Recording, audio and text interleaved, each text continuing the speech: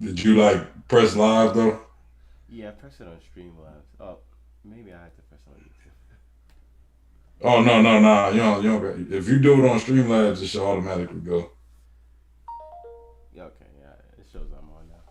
For some reason, I did have to press it both on Streamlabs and YouTube, but Yeah. it's all good. All right, so we good. Yeah. Let's do this. Okay, if you want to start off your introduction. All right. What's good, everybody? It's Sean P, the Bluff God, and today, we collabing it up with. I'm gonna let him introduce himself.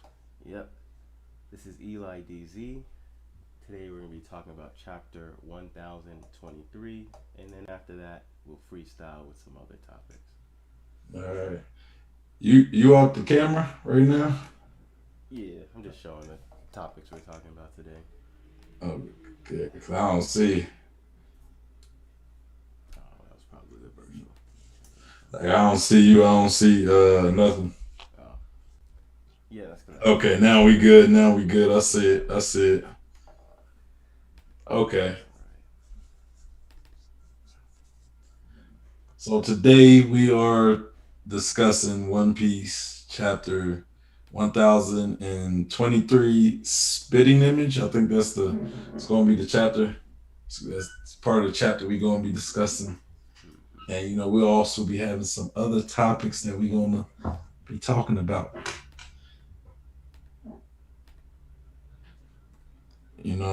I think this was such a big chapter. It kind of warranted a collaboration, kind of a bigger stream than just you know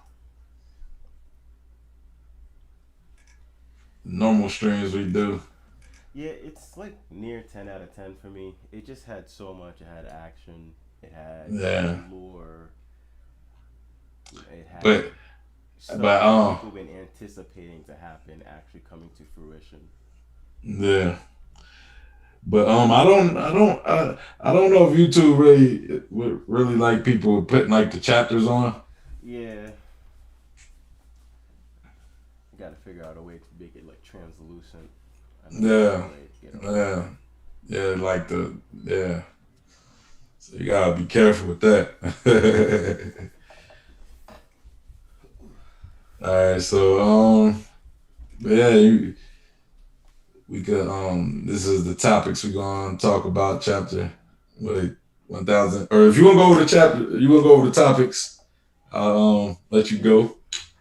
Yeah, so after we're done with the chapter, I want to talk about some new thoughts I have about how gear faith can be related to maybe possibly seeing a new Nightmare Luffy. Yeah. In addition to, kind of something we talked about last time, which is spirits in the afterlife. Okay. Then, real quick, I'm going to talk about Kaido's, where I think Kaido's poneglyph can be. I mean, that's going to take like a minute to talk about, but I figured, why not? Then we're going to talk about the concept of maybe hell existing in One Piece. Hmm. Then, lastly, just something I've been thinking about Emu and how his immortality can exist. So, this is all the stuff you can be watching on the stream here on YouTube. Yeah. Okay.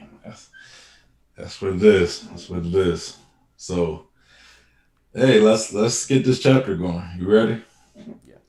I'm ready. So all right. So we got One Piece chapter 1023 spitting image.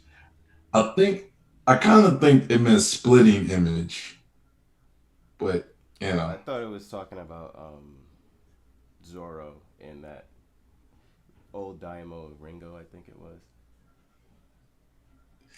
yeah, I kind of think it could mean that, and it could also mean whatever Shinobu was crying about. Maybe he looked like Odin. Oh, you mean like how he looked like Kaido? Yeah, because she said, "My That's lord, true. I you didn't think about that. you look just like." And then it goes. It could mean both though, because I didn't think about the Zoro one. Yeah, it's funny. We both took it in different ways, but it makes sense both ways, and that's the genius of Oda. Yeah, but I guess when I said spitting image, because Isn't the term usually splitting image? Like you look like a split, No, I but think like it's spitting image. spitting. Yeah. That's a weird, they use spitting and not splitting. I don't know. That's beside the point anyway. We the cover story we got or it's not really cover story, just the cover. We got Vivi in what seems to be like a little garden area Mm-hmm. playing with sparrows while Karu like looks in jealousy. Yeah, that's pretty funny. I like it. You know. But that's not what we're here for. We're here for the chapter. Okay. So you wanna add you wanna you know I, I don't have you anything want me particular to add to. no I mean you want me to start with the recap or you would you like to maybe start with the recap? Sure. Okay. Just so I can maybe comment a little bit on the last chapter, which is just Zoro and Sanji finally working together with it seeming that the more they take it serious, the less they bicker, and that's sort Yeah, of a testament of how powerful these two guys are. exactly. But They yeah, I like work to they see work them. great together. Yeah, if you look at them like physically, the way they look, just physical features, they actually look really similar. Yeah. I Yeah. feel like that could be either Oda at that point in time not like deviating too much in his character design, or maybe there's something to that where it's like I feel like one of the things they dislike about each other is maybe certain things they could recognize in each other. Zoro might The look at Sanji and be like, I don't want to be like that guy, even though they are similar, and the vice versa. it's that respect. They do have that respect for each other. Like that unspoken respect. It's just you know, they gotta put on that facade that they hate each other. They kind of have a little bit of like a negging each other, like almost like they have a crush on each other. Yeah. Not to say that the story's going in that direction, but they do have that vibe a little Yeah. Let's hope it don't go that bit. that That direction. would be a wild But thing.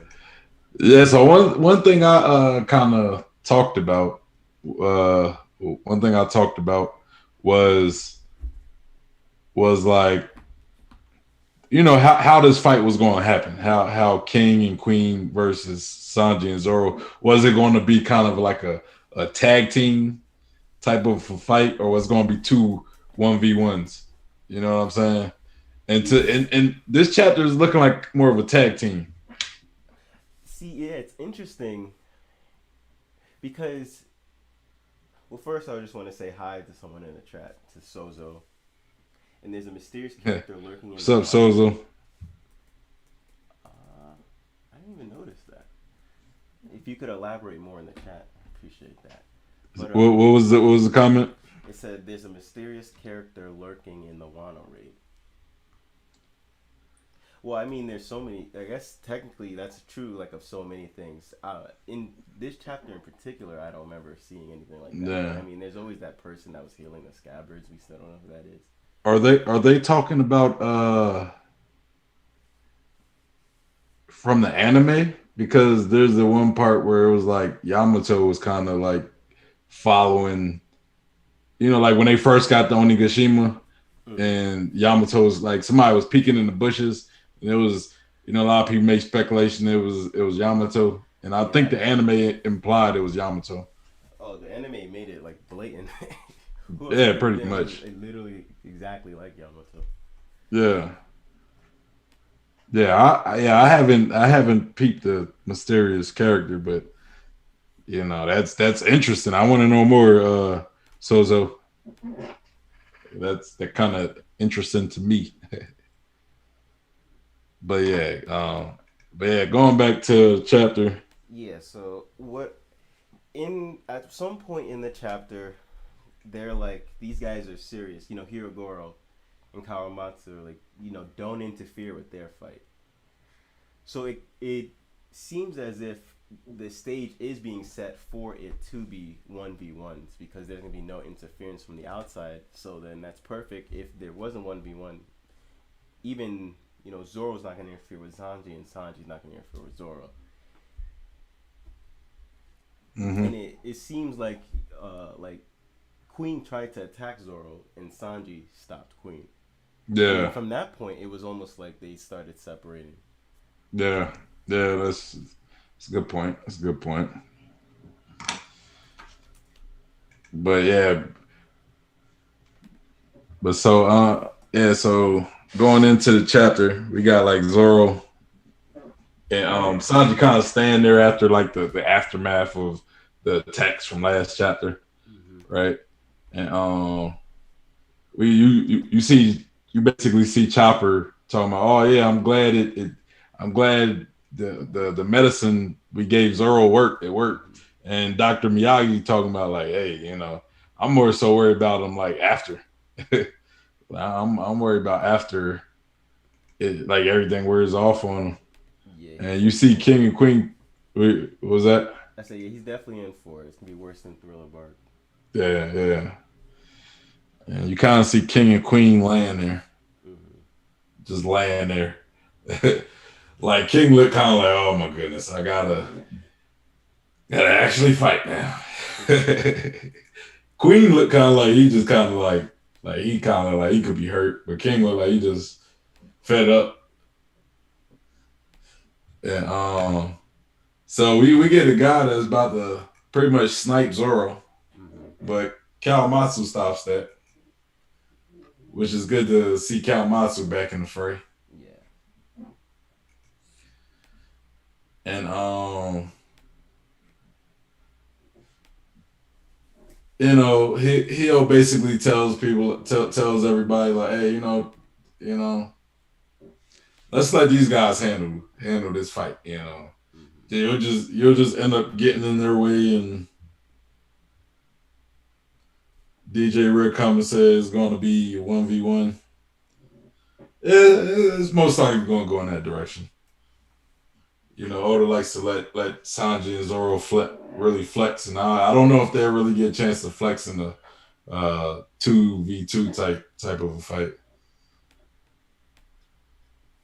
But It'll be hard. I mean, it's not like they have combo attacks. Like if they, it was pre-established that they like to work together like that. I guess, but Sanji and Zoro. yeah, it doesn't really make sense But for them to start comboing with each other. but would that work for? Or do you think that would work for or against King and Queen though? Uh, yeah, I don't know. Like, are they good at? Would they be We don't know good? enough Oh about yeah, it. we don't know that. We don't know it exactly. So it's like we know Sanji and Zoro. They work great, but we don't know how much of a benefit or if it'll hinder King and Queen. You know. But yeah, back to the chapter. We see King get up, and we kind of get kind of not really a flashback, but kind of like we hear White Boy's voice, Yeah, I mean or at least that's cool. Marco does. Even on the Yeah, panel. yeah, and I guess it's Whitebeard basically saying, "What do you?" Or no, it's Marco saying, "What do you mean?" Atop the red line is Mary Joa, and Whitebeard says, "Like I'm talking long before that. From what I hear, there used to be a land of gods up there." So it's weird. I think the official translation may have messed up a little or something, because in the fan translation, Marco says, "Oh, are you talking about the celestial dragons?" To which Whitebeard's like, "No, not them." And in here, in this one, he doesn't mention. It really doesn't make sense. Like what he's saying, like what he on top of the red line. I don't know. They could be talking about above the red line, meaning that they literally lived not on top of the red line physically, but above it. That's the only other thing I can think. But the way it's worded is weird. It's just a little confusing to me the way they decided to go to word this. Yeah, I haven't read the scan, so I couldn't I couldn't separate them because what I got from it is just like before before the celestial dragons lived in Mary Joa, like there were, that was considered the land of gods or something. You know what I'm saying? Mm-hmm. What do you mean? Yeah. I guess they're So just saying it's just the context a little weird, but I think I get what he's saying. He's just saying that they were there before the celestial dragons, like before Mirajoa was a thing. I guess. the and it's kind of make me think he was talking about like King. Mm-hmm. You know what I'm saying? Kind of in the context. Yeah. But I'm not. I don't want to get ahead. I don't want to get ahead. So anyway, I'm not like it looked like Marco's being thrown. Mm-hmm. Or was that the case? Because I didn't really get the context of what it looked like. Was it Ezo I think or is it Ezo being thrown? I think someone it was one of the pirates, beast pirates, were about to attack him, and then Ezo just comes and moves him out the way. Oh, So it's like that's, Marcos, he's not paying attention. He's like in his head thinking about something while someone's about to hit him. oh, okay. Yeah, because Ezo. All right. Yeah. That part of the panel was confusing. It looked like somebody was being thrown and or like Ezo was either Ezo or Marco. I don't know. Ah, look weird panel for me. I know. It's like One Piece.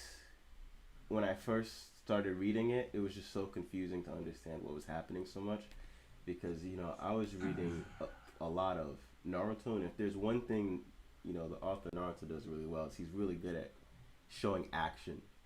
So when I first started reading One Piece, I was like, I don't know what's happening, what's going on. But after a while, I started getting the hang of it. But yeah, One Piece is really weird with the action sometimes.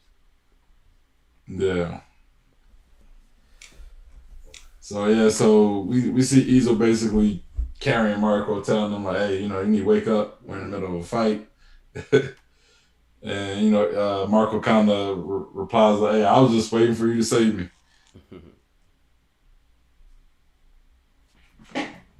I don't know, man. I kind of I don't like to go in this direction. I really don't like going in this direction, but kind of seeing their little interaction, Are you saying kind of like seeing. as a Marco fan?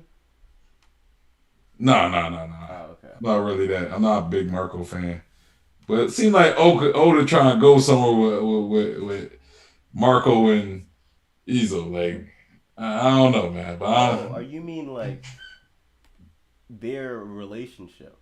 yeah. Oh, nah, I didn't get that. I mean, but they were kind of like brothers though, being on the same ship. Yeah. But Nah, like I, just I talk. just thought that was Marco being his sarcastic self. Like friend or foe, he makes some Yeah. sarcastic quips. Yeah. So so now we after a couple panels ago, like we got when we heard Whitebeard talking about like gods, like the land of gods. Mm-hmm.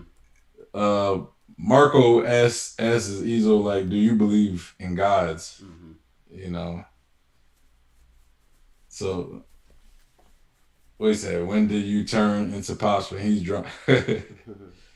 But hold on, I wanted to go back to the comments real quick. Yeah, that's exactly what I was about to do too. But go ahead.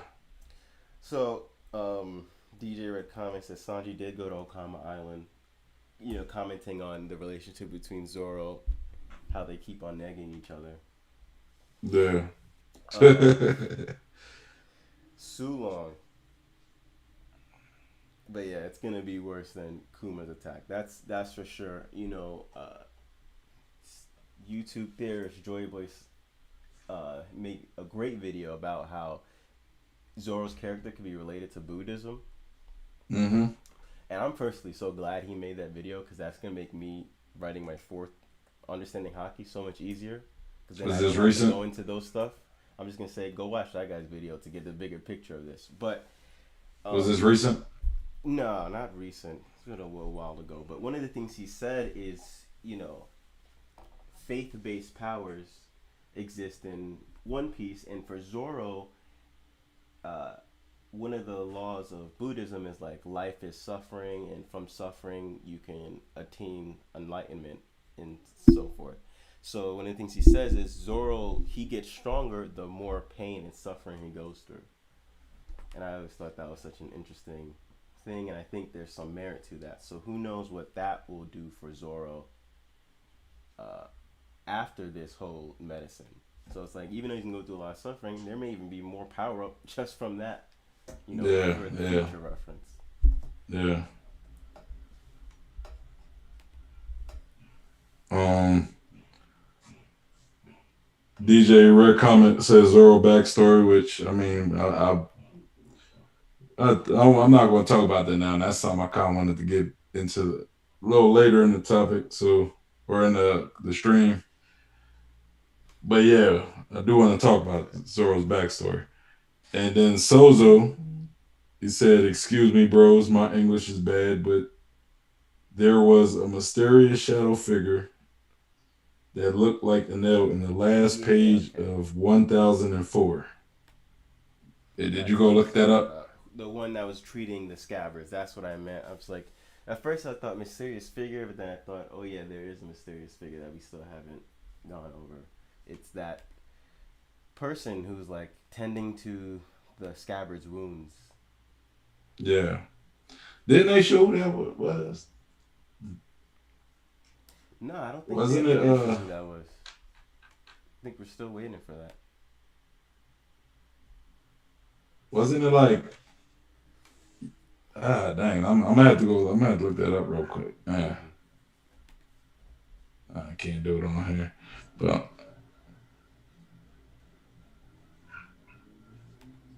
and then he said and then in chapter 1008 there was a fake Odin created by Chondro. Yeah. I don't know, but I had to look that up because I don't I do remember somebody treating the injuries, but Yeah, as far as I know, we never found out who that was. yeah, My my obvious guess, you know, the one that it would be most obvious without it being a spectacular twist would be Hiyori. Kiori. Yeah, that's the one it would make the most sense it being. Not saying it has to be that, but if he was going in that direction. Yeah, I think it was I think it was the fake old. Nah, it would he probably would have killed him, but Yeah, nah, it wouldn't really make sense. the but yeah, I'll have to look at that later after this chapter. After we talk about this chapter, but yeah, so we got Izo running with Marco, and then we see King and Queen. You know, Queen talking about yo boys. Hope you didn't think y'all stood a chance against us. Like, they pretty much got up like nothing. And he basically said, the calamities are there to protect Kaido. Mm-hmm. And then he starts shooting these little beams. And he said, and we're called elite performers because nobody gets the better of us. Mm-hmm. And Zoro then asked Sanji like, "Hey, what's going on with you?" And then Sanji basically says something like, he says that like ever since he put the Ray suit on for the second time, his body been feeling a little off, which I kind of want to talk about later Yeah. after we recap. And Zoro basically said, "Hey, don't drag me, like don't drag me down." And I'm guessing King is about to attack Sanji, Mm-hmm. and Zoro stops that. The you wanna talk about you wanna recap a little? I don't want to Yeah, I get it. So this is what I find interesting is like, oh, you owe me one. But Sanji was just protecting Zoro like for a good while. I mean, he got him to law. You know, he did a whole bunch. It's like don't wouldn't Sanji, I mean Zoro owe Sanji a whole bunch. But then after thinking about it, Zoro's mindset, and Sanji might agree, is like Zoro was doing it on behalf. You know, he was doing what he was doing for the crew and for Luffy. You know, he's trying to help defeat Kaido. He was protecting Luffy and their alliance. You know, he did Yeah, all that on behalf of that. So he might look at it as he may have gotten hurt, but Sanji helping him out isn't the same as this moment where it's just them two. Which is kind of like, I think their mindset is they're serious for everything else, but between them two, they still have to have that little bit of childish rivalry. yeah, yeah. So I'm looking at your comments. I wanted to point something out from Sozo. He said a few things. He said Zoro might get Kaido's devil fruit. Mm-hmm.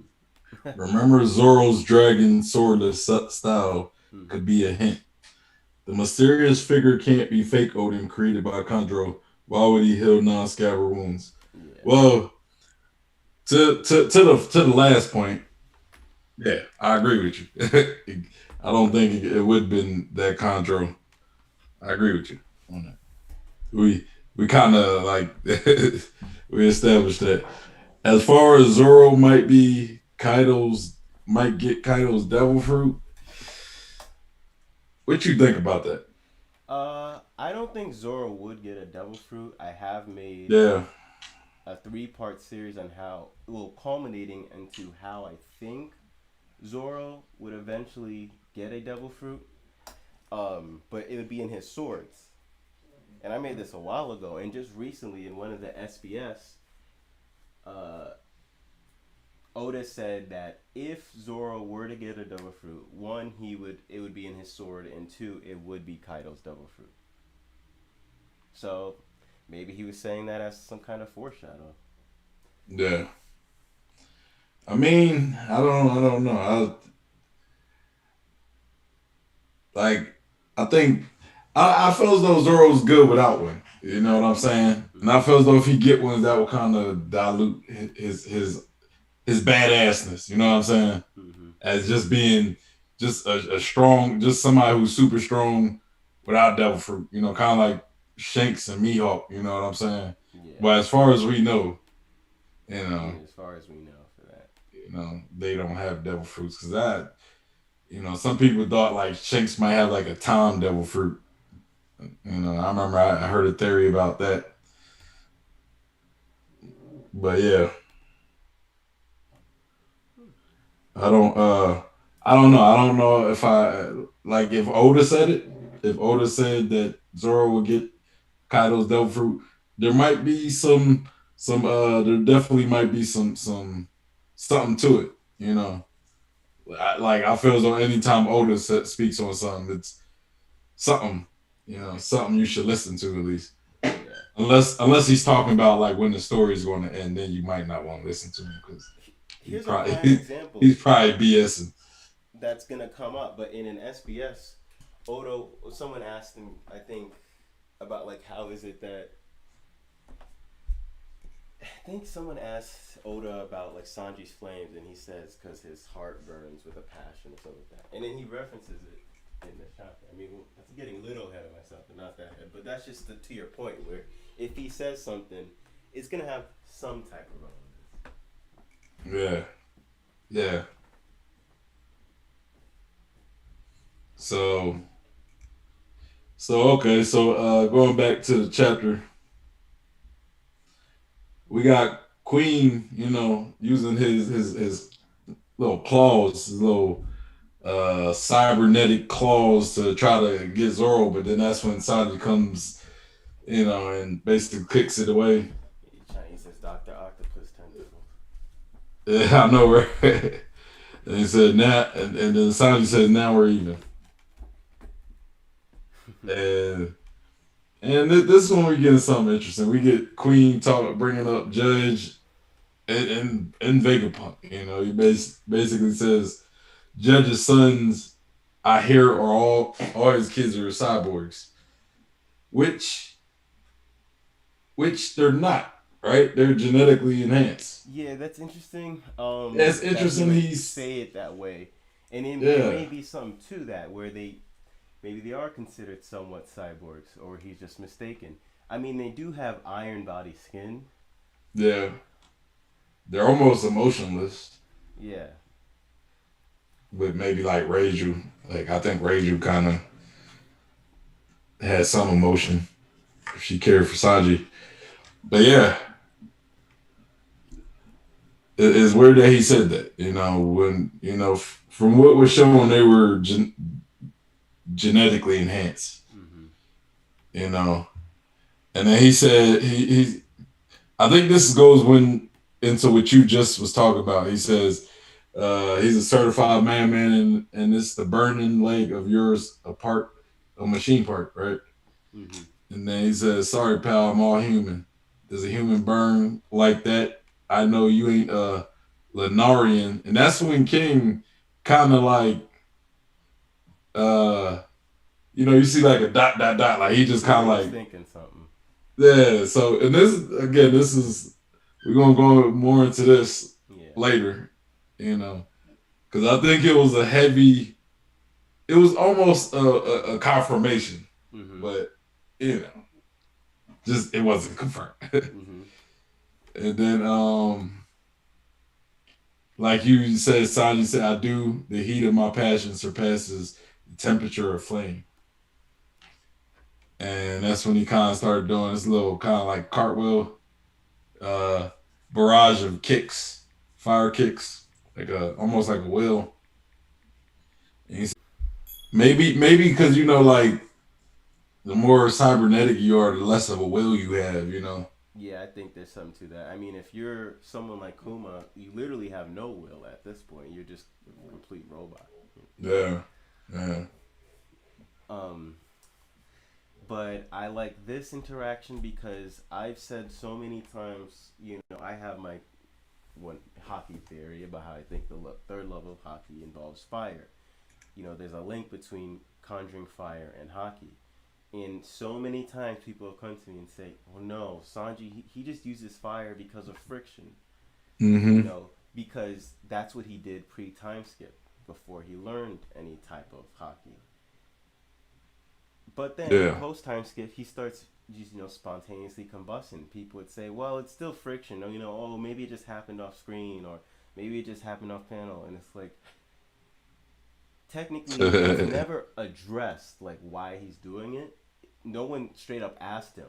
But now finally someone said, "How can you do this?" And he just, "Oh, it's the heat of my passion." He doesn't say, "Oh, I spin, and I just do a whole bunch of friction." No, I it's what I've but been suspecting this whole time, that it's clearly has something to do with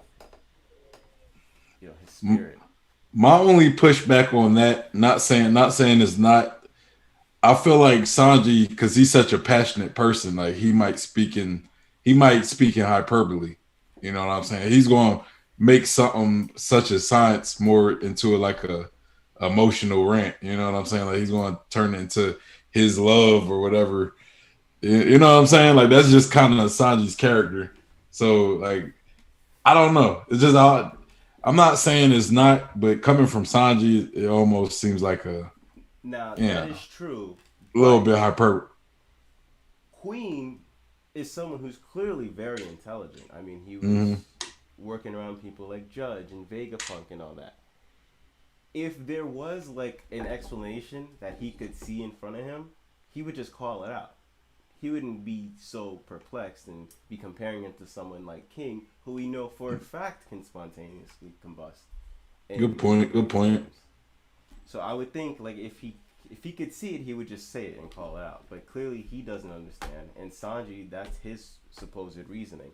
And not even to say that Sanji knows how he does it, but I think Sanji, even though he's not a scientist, he would be smart enough to know, oh, it's because of this or whatever. Like if he could understand, someone like Queen, as smart as Queen, would also be able to understand.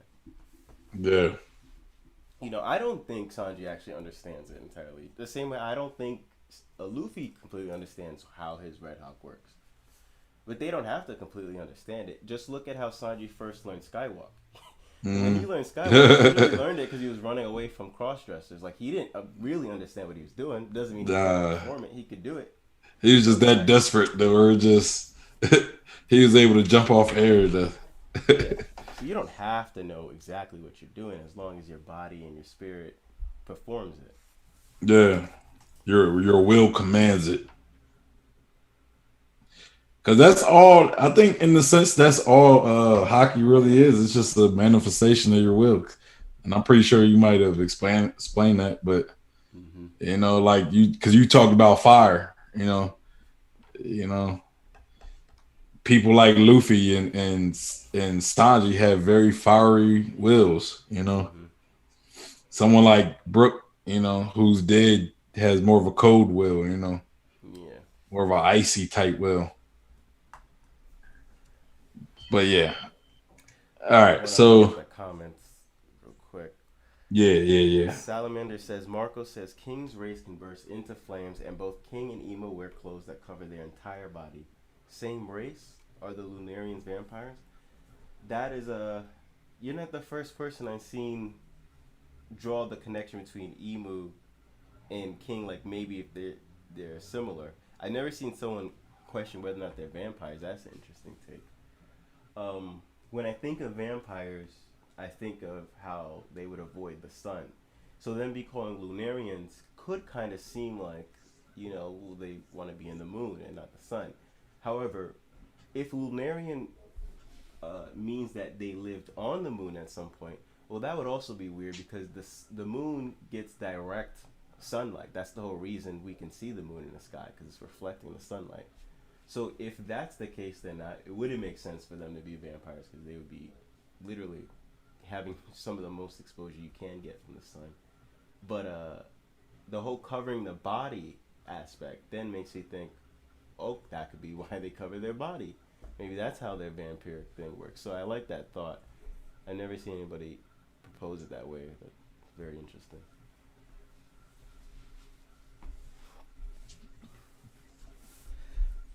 I mean, Oh, did you want to comment on that? no, I mean, I'm not really. I don't. The reason why I'm just waiting to talk about the king, like King and everything. So I don't really want to go too in depth with. Mm-hmm. Like that's going to be later discussion. But but could you continue with the comics if you want? Yeah. In chapter 108, page 17, huh, it says, I see what you're saying, but it kind of looks like Yamato, honestly. However, the jawline looks masculine. I'm assuming that's about the mysterious figure. I can't remember 108. I'll just double check.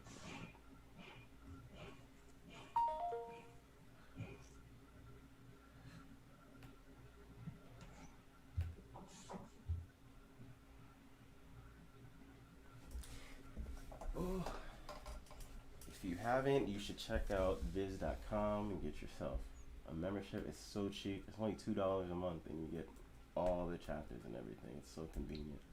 Oh, I I got personally it. read it. Yeah, I know. Speaking to anybody who's watching, if you don't already have it, and it's available in your country, of course.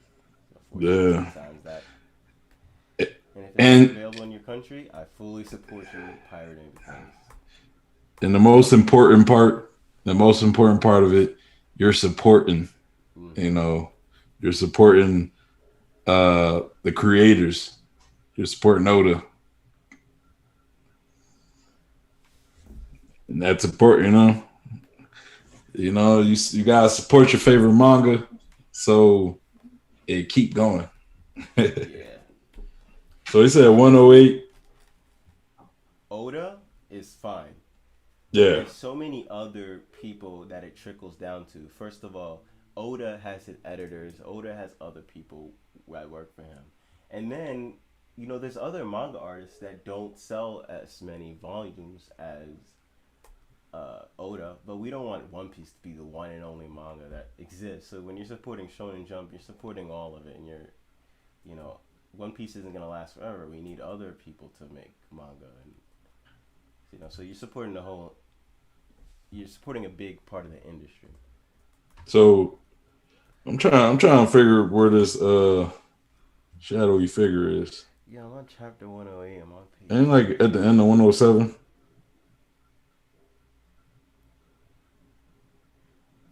Yeah, it must be 107. I feel like it's the end of 107. Oh, it's 104. Oh, okay, okay. Yeah, yeah. That's what somebody originally said. Yeah, so we haven't seen. I don't think we've seen the identity uh, of this person. It's still a mystery that Oda's holding on to.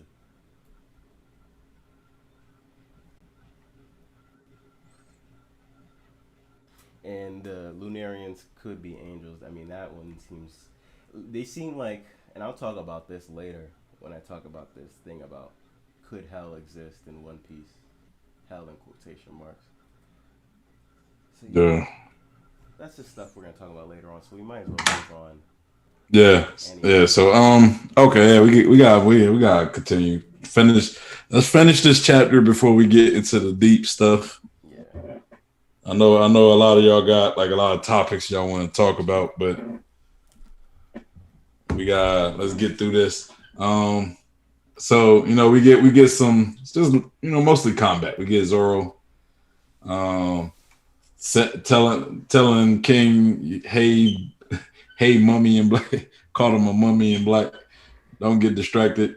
And King, we see he got like a real unique sword, which kind of like almost like caught Zoro's swords, and Yeah, and he like, I don't know if he throws them or if he just like keeps them attached, I think but he tries to throw them. It's yeah, I can't. I might butcher this, but I think it's called like a karakiri or something like that. We first saw this with Hold'em, which yeah, in the manga I don't think we even saw what it did. He just called it out. Really, in English, it's called a trick sword. But in the anime, they expanded upon this and showed why it's called a trick sword. yeah. And It it kind of remind me of Renji from Bleach. precisely, yeah. Yeah, like Renji's. And So then we saw another trick sword with what's his name, Sasaki. I believe okay, he had a trick sword. Maybe this is maybe another. Arlong, but his more was more of a shark tooth. Well, I think his is just like a weirdly designed. I think what makes it a trick sword is that it can do a trick. Like it can do something you don't expect it to do. Something just happens out of nowhere. Like for example, it looks like a normal sword with Hold'em, but then it turns out, oh no, it can become like a snake. Yeah, Sasaki yeah. looked like a normal sword, or at least it looks like it just functions normally, and then you find out it can do this thing. They could King grab said it looks your like it's just a swords. regular sword. That's why Zoro feels confident to just attack him, and it turns out, oh no, there's like something weird going on with it. Yeah, yeah. And then so King King basically tries to punch him with like those spike knuckles he have. Mm-hmm. I guess this is part of his suit that he wears, his gimp suit. Mm-hmm. And basically, what King is, he wears a gimp suit. But One of the he try to punch him, but Zoro catches it. He catches it with the why am I forgetting the one? What's her name? Old sword. Is it the Yado Yado Ichimonji. Ichimonji? Yado Ichi. I'm bad. I'm bad with the sword Yeah, me. There's so pronunciations. many of them. Yeah, but that sword, his most cherished sword. He basically blocks it. Some like it's like you don't really. I guess in that thin panel he catches his sword because you don't really see like it don't really show him actually catching it. I guess it's just assumed he caught it. Yeah, you must have caught it. And then he said, he basically saying like, like King says, "Do you need a school or a style in order to fight?" And Zoro says, "Nope, good point." Yep. And you never called yourself a swordsman, but do as you like. Who knows? By the end of this, I might be tearing your throat out with my teeth. Some strong words. Anything to ensure I win this fight. And King has like that dot dot dot. Like King King is very stoic. When you see like how he acts, he's very stoic. He Yeah, he's doesn't very respond to practical when much he stuff. thinks. Yeah, yeah. Oh And then yes. what? Started reacting to Sozo. He said, "I want to see King fight Katakuri." I would love that. Like, give me. And here's part of why I like why I will find it dope if like Kaido isn't taken down Mm-hmm. at the end of Wano. Let's say he escapes or something, Mm-hmm. and he's part of that big war, the major war that Oda's gonna be giving us. Yeah. Like we could potentially see like all the Yonko in one area, right? Mm-hmm. Like all the Yonko show up. We get Kaido still around, Big Mom, Shanks, Blackbeard. And then we have like all the first commanders fight. You get King versus Katakuri. It could be like a four-way against Ben Backman, King, Katakuri, who am I forget? Marco. I don't know. Or not so much Marco. It wouldn't be Marco. If you're sticking to just the Yonko, it'd be like Yeah, yeah, Shiryu maybe. yeah. Shitty. Yeah. But that's just my own something that I would find dope if it happened. Like have all the Yonko present in this war, Mm-hmm. and then the Marines, the revolutionaries. But anyway, um, we kind of cut the Kawamatsu talking to Boss Here Girl, and they're talking about when Hiyori basically decided to give Zoro Enma, Mm-hmm. and at first, Kawamatsu was against it, but it was kind of like he was able to understand why, after seeing Zoro in action, he gets why he already wanted to give him the swords. But they also talk about like Zoro being a spitting image of uh Shimotsuki Mm-hmm. Ushimaru, the daimyo of Ringo back in his youth. And they say he had the same sword style as Zoro, and he was also the descendant of Shimotsuki Ryuma. Mm-hmm. So that kind of like if indeed Zoro is, I don't want to go too in deep with it, but Yeah. if indeed Zoro is a Shimotsuki, Yeah. I mean, that all we need is the confirms birth certificate at this point. that confirms my theory that him and Ryuma are related. You know what Yeah. I'm saying? Because if you go back and read like the monster one shoot, I think it was monsters. Mm-hmm. The one shoot monsters with Ryuma. Yeah. He looks just like Zoro, Mm-hmm. just like Zoro.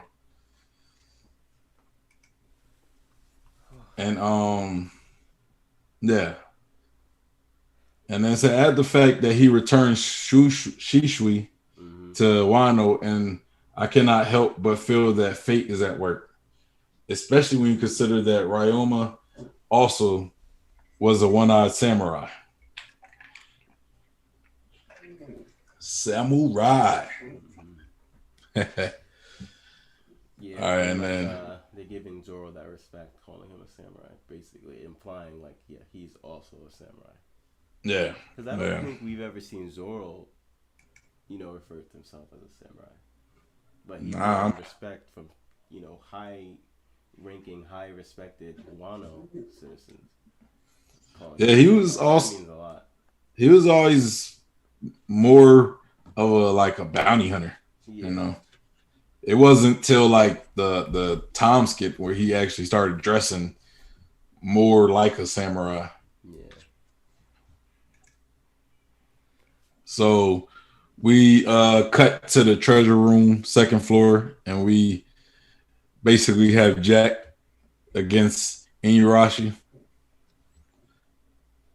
And I like that Inuyasha's not going down like a punk. You know, yeah, he's not a yeah, punk, and he's gonna keep giving it his all. That's what his character's been from the beginning, and it's just gonna keep on going. yeah. So Jack basically kind of, you know, is teasing Inuyasha, telling him, "Hey man, ain't it time for you to go to sleep? Like, ain't you the king of the day? So you should be asleep right now." And he said, "You know, I'm a." He said, "I forgive your country. I'm also forgive your country for lying about the samurai." And Inuyasha basically like, it would have brought shame to us if we would have handed over Rizo to you guys. Plus, we trying to take out Kaido. You know. This is how disrespectfully he didn't even say, "I'm gonna forgive you for lying." He said, "I'm gonna forgive you for going into ruin to uphold a lie." So he's like, "I'm gonna forgive you for you messing up your own country." For real. Yeah, that's true. I, man, Jack just Yeah. talking all kinds of reckless.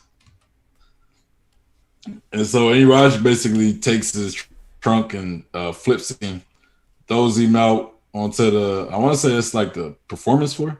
I think it's performance floor. Yeah. But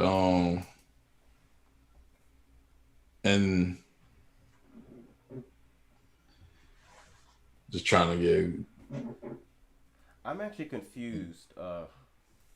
It seems like this is Jack's hybrid form. It's like not even highlighted or anything. It's just like, oh, here it is. But it's like, is it his hybrid form? Because there's something a little weird about it. But it seems like his hybrid form, if this is it, is just like his upper body is kind of normal, except for the fact that he has a trunk and Oh, whatever you consider those. And then, uh, but then his lower is the mammoth. yeah. But that's weird because I don't think we've seen that. Or maybe he was just Seen in what? transformation. Because if you look in later on, Yeah, he looks back in his normal mammoth. so that might not be his hybrid.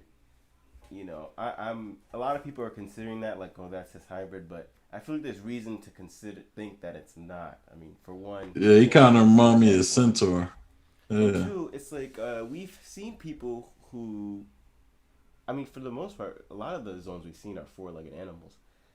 You know, if you look at there was this one guy from the snow country that Wappo is from. He was like a bull. Yeah, I know what you're talking It's about. like he I wasn't forget his name. he became the king eventually, but he Yeah. wasn't a centaur. So like, why would No, he that was a bull. just be like a weird thing? But then you look at Black Maria. Maybe there's something this crew knows that other people don't about zones, and that's Yeah, I weird wanted to. because they do have like they clearly specialize in zones. So if they knew something like some trick, it would make Yeah, sense. But yeah, just wanted to point that out. yeah. I don't know. You know, because it kind of seemed like Oda don't want to give the full form, give us the full form yet, It's weird. because he didn't give us a good picture of it. Yeah. So I don't know. I don't know. But yeah, that's weird. And it kind of Black Maria's devil fruit always kind of like it always kind of like it's weird. Like hers is weird because it's almost like it almost look more like a smile devil fruit than it does Yeah. actual devil fruit. You know how like the smile users are all like they look like they have an animal just attached to them, Mm-hmm. and the animal almost has its own personality. Yeah. But like we never see that in normal zone devil fruit users, except with Black Maria. Like her spider almost looked like it had the personality to a degree at least. So yeah, that's weird. But so we kind of get a flashback of when Jack was at Zoe torturing Inuyasha and Nekomamushi, and Inuyasha's talking about for 20 years he asked himself, "Are you still a samurai Lord Odin?" And then we see Jack says, "How have you turned Sulong?" And we see the moon in the we see like the crack in the roof, and then we see the moon, and we get Inuyasha in his full Sulong form. And like Salamander Red said, rest in peace, Ashura Doji. Because it seems to be implied that that hole was created by Ashura's explosion. Yeah, and was that Ashura on the floor Is that him? when like you see Yeah, that does look like Jack him. falling? It looked like a body is on the floor. Yeah. I didn't even notice that the first time, actually. Like, I see it, but I didn't put two and two together. Like, that could be him. Yeah, Uh, I was wondering because I seen that body. I was like, bro, it looked like a body on the floor, but I couldn't like make out who it was. But yeah, so Inuyasha basically says we will let a city of 1,000 years fall to ensure that we reach this decisive battle. Only by winning this fight would whatever the cost will dawn come to the world. And the front interest call. Oh yeah, this is we cut to where Nekamamushi is. Okay, I kind of forgot about this part of it you know what's cool because about the panels? Is if you look at page 12, I mean, sorry, page 13, the bottom panel is Inurashi, and then if you look at page 13, the bottom panel is Nekamamushi. And like, it's yeah, like paralleling each other. I like that. it should have been. It could have been a full like a Yeah, full spread almost he probably if it did would that have been on the before. same That'd be page. cool. So yeah, we but you lick spittle. This is the last moon. You okay? So yeah, we basically get Nekamamushi in his full Sulong form. We get to see both Inuyasha and Nekamamushi in the full.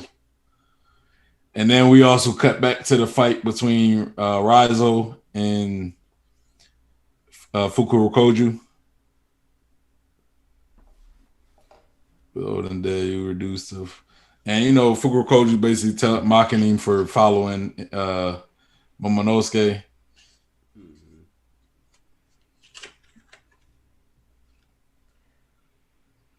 And Razo basically tells Fukuro Koju that, you know, hey, Wano's going to watch over Momonosuke. Man, it's just so much going on in this chapter. This is really like I just read this chapter today, so for me, it's like I'm almost. This is like my kind of third read through. I know. I Like was you know, you noticing something new. yeah, you It's just popping catching up. new things. Like If you that's look why. at Fukurokujo, it looks as if he's using his earlobes as propellers, like he's a helicopter. Yeah, I yeah. mean, I was wondering how this man fights. I mean, he's the leader of this ninja, and I'm thinking, is he gonna do something cool? But I should have known based off Raizo. No, Yeah, I he's wanted to just as goofy. like last chapter. I remember Fukuro Koju telling Razu like, you know, I follow whoever the Shogun is, right? Mm-hmm. But I found that kind of disingenuous because it's like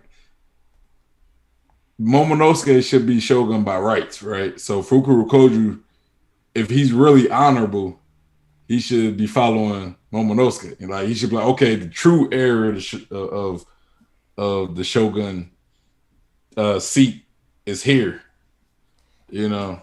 He seems more bureaucratic in the sense that because it came from supposedly the previous shogun's mouth, Mm-hmm. that now Orochi's the shogun. He's like, well, them's is the rule, so But he they'll said follow that. until Odin.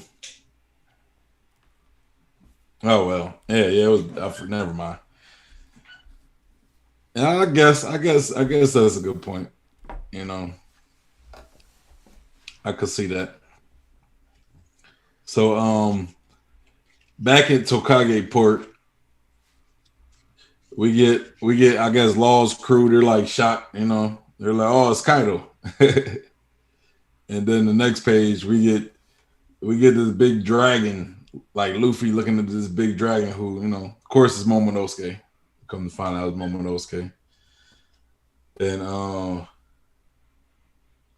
we kind of get that flashback of when they first met each other, and he was in the dragon form. And, and Momonosuke thought Luffy was going to eat him. And Luffy says, "Momonosuke, is that you?" And he said, "Indeed." And he say he's 28. He Mm-hmm. said, "By Lord," our Shinobu says, "By Lord Momonosuke's request, he is now age 28." And she's just bawling her eyes out, crying. And then she says, "My lord, you look just like," Ah, I see. That's what you're referring to. and we don't see. Now, my thoughts is she's talking about Odin. Mm-hmm. I mean, I think that's pretty much the only person that could really look like. Yeah, that would make more sense. And then we get Luffy saying, "Come on, Momo, let's go take back Wano." And then he says, "Right." And then it says, "To be continued." And there's no break next week. Awesome. There is no break next week, which I'm happy for. I gotta get a water after Yeah, that that I'm gonna that read. recap. I'm gonna look at the comments.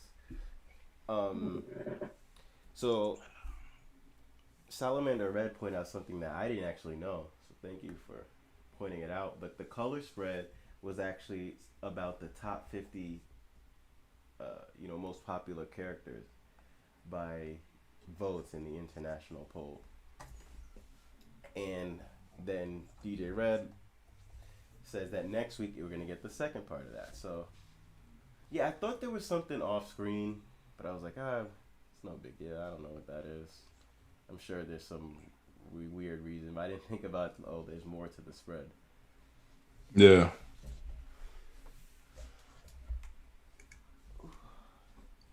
Any more comments? I'm kind of lost in where the Yeah, let me pull it up. comments. Um, I don't know where we at on the comments. It says Ashura Doji was avenged by, I guess he'd be avenged by killing Konkuro? Sorry, Conjuro. Conjuro? Yeah. Konzo Ninja. But Conjuro? Conjuro is supposedly dead. Yeah, supposedly. So I don't even know if we can Supposedly. say that. But I think, you know, to avenge somebody, I think it takes a degree of personal investment. And I don't think Ashura even takes anything personal in this in a micro way. In like such a small way of like, oh, I'm gonna explode to take out Conjuro. First of all, he's making that choice himself. Yeah. Like he went in But there knowing he was going to die, yeah, or so I he wouldn't could have even died. look at it as him being avenged. He's just doing his duty to, Yeah. try to attack him. Yeah.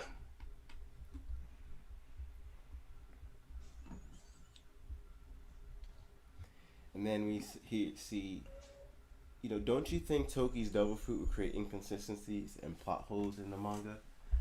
I don't think so because the way her powers work is that they can only go forward. Yeah. And as far as we see, there's nothing like, oh, she sees the pre-written history of this or that, or she probably, just like many other people, have an inkling to certain things. She's like, I know there's some place I want to be. I don't know exactly what it is, but I want to get there. Hmm.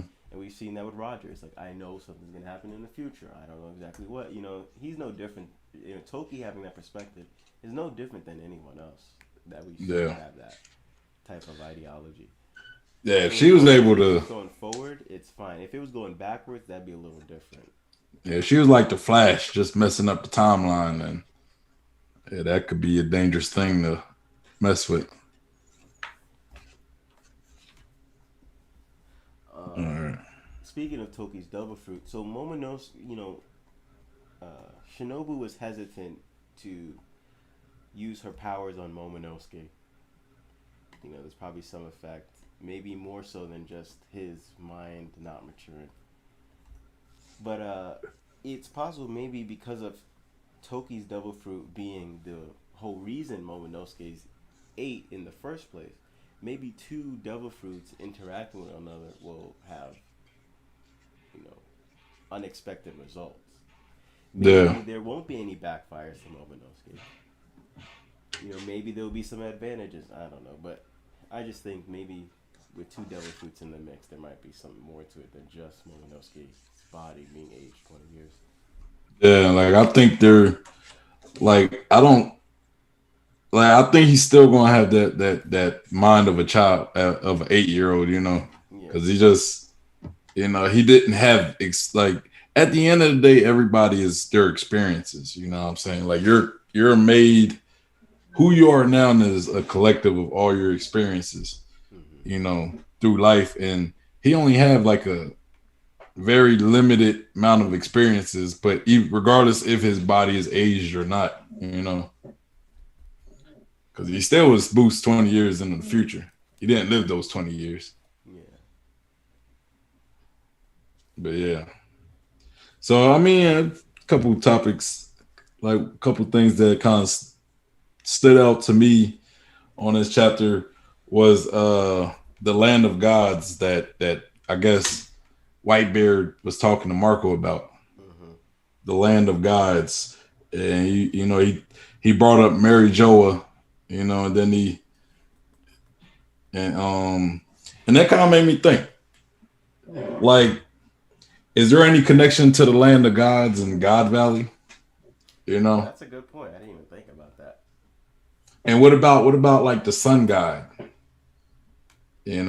Was is the sun god related to the land of gods? I do think there's definitely should be something to that because Sun God. We can draw connections between Sun God and stuff that happened in Skypiea, and those Yeah. are winged creatures. And you know, King is referred to as a Lunarian, and in uh, Enel's cover story, he went to the moon, and it showed that possibly the winged creatures we know, winged people that we know from Skypiea, both the Shandorians and I forget what, or I guess you could just say Skypeans, they were both. There's both signs of them coming from the moon. Whether or not they originate from there, they were at least there at some point in the past. And Yeah. Luna obviously refers to the moon. Yeah. Yeah, and it's just, I felt as though this, like especially since we got the Wano, we've been talking a lot about gods. We talk about sun gods. We talked about the sun god at one point. Mm-hmm. Now he's talking about the land of gods, and one thing this chapter really brought up, because the moon was also brought up a lot in this chapter. Like the Lunarians, or when the Sulong form, you know what I'm saying? Like Nekomamushi and Inuyasha both going into their Sulong forms when they get under the moon, right? So, like, is there a possibility of a moon god? Yeah, that would make sense. You know, because we talking about gods now. We've talked about the sun god. We're talking about the land of gods. Who are all these gods in this land?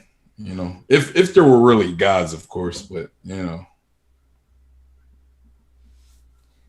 Yeah, I've had uh, ever since I really started my understanding hockey theory, I've thought about how there could be quote unquote gods within One Piece, and how they're really not exactly gods, but people that have reached attained enlightenment and became notable figures who then, along history, then become referred to as gods mm-hmm. when they look at them in the past. Just how if you think like, oh, they say Buddha was a real person, or they say Jesus was a real person, and you look at, oh, there's someone from a certain point in history, but now are revered as like deities now, or deity like. Yeah,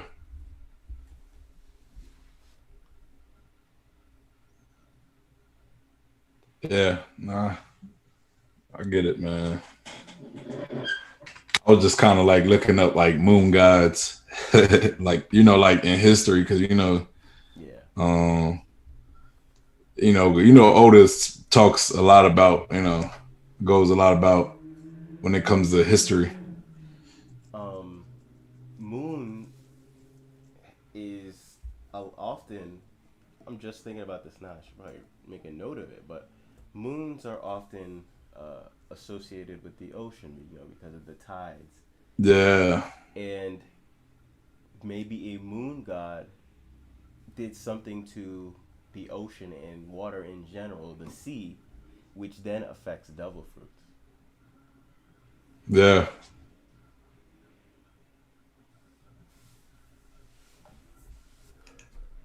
Yeah. And in Wano, I made a whole video how there's so much, connecting the sun to Wano, but the moon is also very connected to Wano, uh, Yeah. because The what's called the the five families. uh yeah, what was it? Momonosuke and Odin, their clan. I'm forgetting. Kazukis. Yeah, Yeah, the five out Kazuki. of the oh no, four out of the five families actually refer to the moon, and the only one that doesn't refer to the moon is actually the Kurozumis, which is Orochi and Kanjo's clan. Hmm. But the other ones they do refer in their name referring to the moon in some way. Yeah, it makes sense. So all right. Another thing I wanted to point out about the chapter that kind of stuck was what Sanji was talking about when he said something about the suit. Like ever since he put on the suit, his body's been feeling off. Yeah. Like I'm thinking either potential drawback or benefit to the raid suit. You know what I'm saying? Like I'm trying to think, could it be a drawback that he's feeling, or could it be something that's actually enhanced? Like maybe the raid suit when he wears it, it enhances his body. You know what I'm saying? Yeah, so And my he's just mind not just like instantly went, oh, that it's like some kind of incoming power up. there. And that's what I'm saying. Like if it's a benefit, Yeah. it could be strengthening his body or something, and he's just not able to catch up to it yet. You know what I'm saying? Yeah, I figured, maybe there's some delayed effects in the experimentation that was done to him, before he was born. Because they were done, like, he was experimented on. It's just assumed that whatever Sora did reversed the effects and turned him to a regular human. But maybe Yeah, there's still something in his DNA that could be awakened. yeah. That like maybe his like DNA, right? Like his Vinsmoke DNA. Mm-hmm. Like what his brothers and sisters have. How he was kind of like he didn't get the benefits that they got. Like he was just normal Mm-hmm. compared to them, and he had to like really actually train and fight to get stronger. But maybe him wearing that raid suit unlocks that DNA. You know what I'm saying? Like maybe his body, his DNA that his brothers kind of were born like, like maybe his cells, like maybe there's some cells that he had that just haven't been active, like they've been inactive, but his brothers and sisters, their cells are active, and maybe him wearing that suit like activates that, and now his body is catching up to like his brothers, and which would be scary because he's already tough without being having their DNA, or having their body and their strength and stuff. It's poetic. I'm sure I think that would be a very logical way Oda could give Sanji a significant like power up, and yeah. it makes sense without it just being like some type of ass pull that Sanji just all of a sudden stronger. You know, like maybe his cells just needed that activation, and the raid suit does that.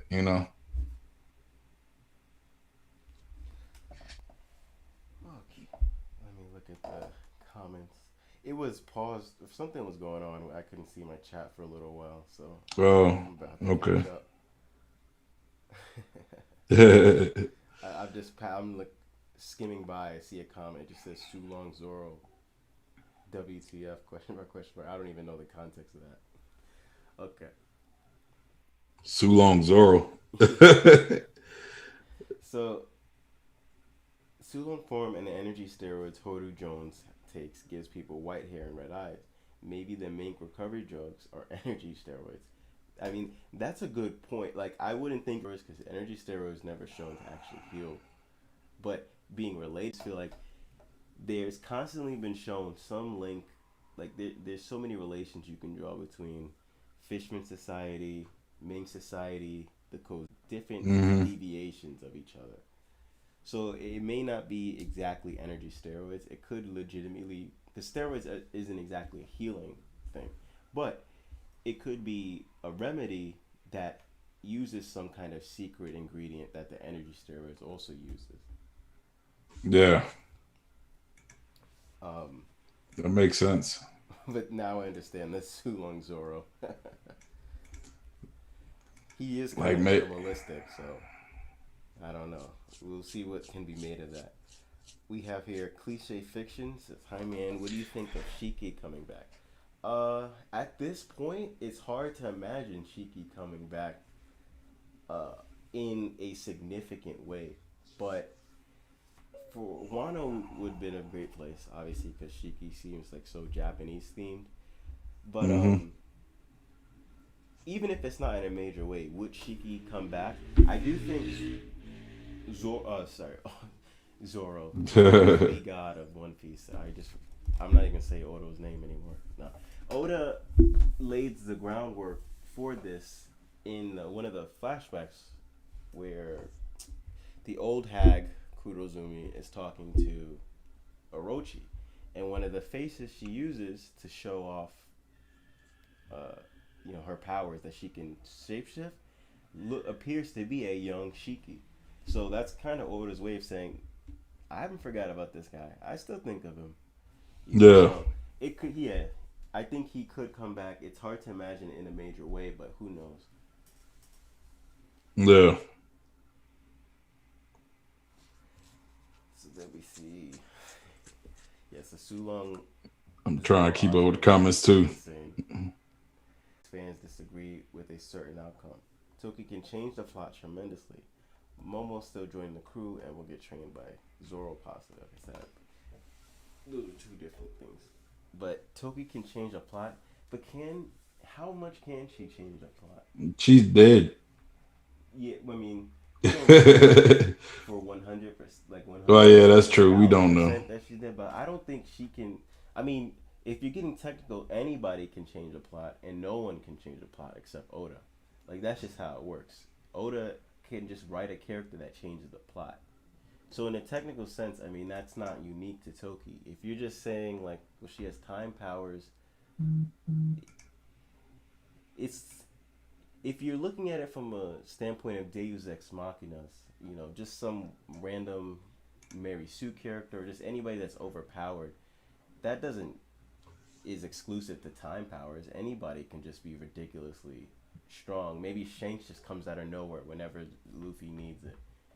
It doesn't take time powers. If Oda was that type of writer, if you look at Fairy Tale, the infamous Fairy Tale, he's always like, "Oh, my friends, whatever." He powers up, he defeats the person because of the power of friendship. No Yeah, time powers involved there. It's just bad writing because it's just like, whenever you need it, you just have a friendship power up.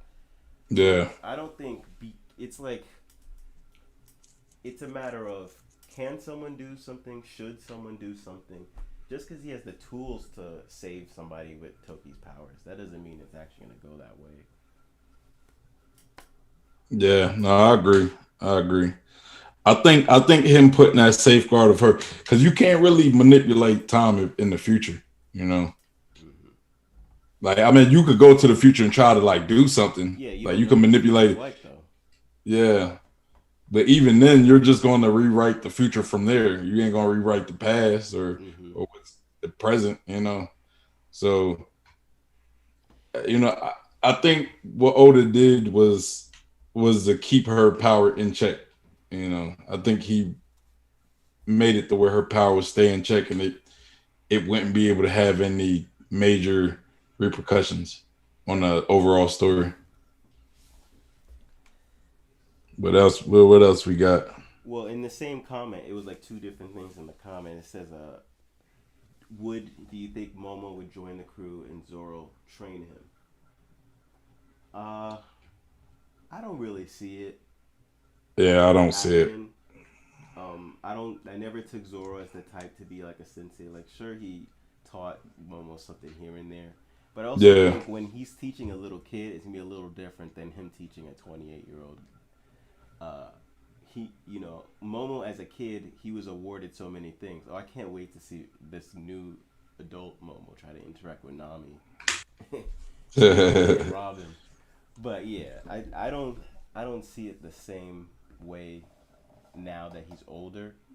I didn't yeah, think he would join the crew regardless, but now yeah. Me I neither. see even less incentive. I think if he was a kid, it would have brought a bit of unique dynamic. Now he's more of an adult. Now it seems like he's being more suited to be the Shogun of Wano, which if Yeah, he is going to be the Shogun of Wano, he's obviously not going to be able to do it alone. He's going to need people there to help guide him. And I think that if it comes to that, in an ironic twist, it might be like Yamato might be one of those people that sticks around and protects Momo yeah, because she wants to leave so bad, and Kaido's saying stay and rule over Wano. So I think it would be like in an ironic way, she might make the decision herself to actually stay over and help look over Wano in her yeah, own way, and that'll be like one of the truest ways of showing freedom is doing what somebody wanted you to do, but you reclaiming it for yourself and doing it your way. yeah. I don't. I don't know. Like I agree with most of what you said, except maybe Yamato stand. I kind of think she may. I think she may join the crew because I think she does want to leave Wano and be like Odin. But I mean, but as far as Momonosuke joining the crew, I've always been of the belief that Momonosuke should stay in Wano. Like Wano need the Kazuki back to establish. Like they need I think they need Momonosuke back because they need somebody there. They need a Kazuki there to figurehead, as far as them repairing and being the society they were. And I know a lot of people would say Hiyori, but I always kind of look at like Japanese traditions because Mm-hmm. Wano is based off of Japan, and Yeah. like those old like historic cultures back in the day, they were real strict about like women ruling, Yeah, it would be especially really if a weird. male is available to rule. Yeah, I don't think Kaido being defeated is automatically gonna make them just go, "Oh yeah, we're progressive now." Like that wouldn't Yeah, make sense. If yeah, Oda was laying down the groundwork for that to happen, if we'd seen points in the story, we can go, "Oh, that could be something," but we haven't seen anything. It's like Kyori is basically doesn't exist right now. yeah, So there's no. It would be a really weird twist for that to happen, and it'd be very hard to believe that the people of Wano just accept that so quickly. yeah. I mean, she is kind of loved, and like I could see her taking on like like a helpful role, but it's just traditionally, like they societies want men to uh like they want the male heir. That's why like you see kings, they always fight, they always like want to have a son. It's always like I have to produce a son. I have to produce a son. They could have 30 daughters and they would not be satisfied until they get at least one son because they want him to be the heir, you Hmm. know. And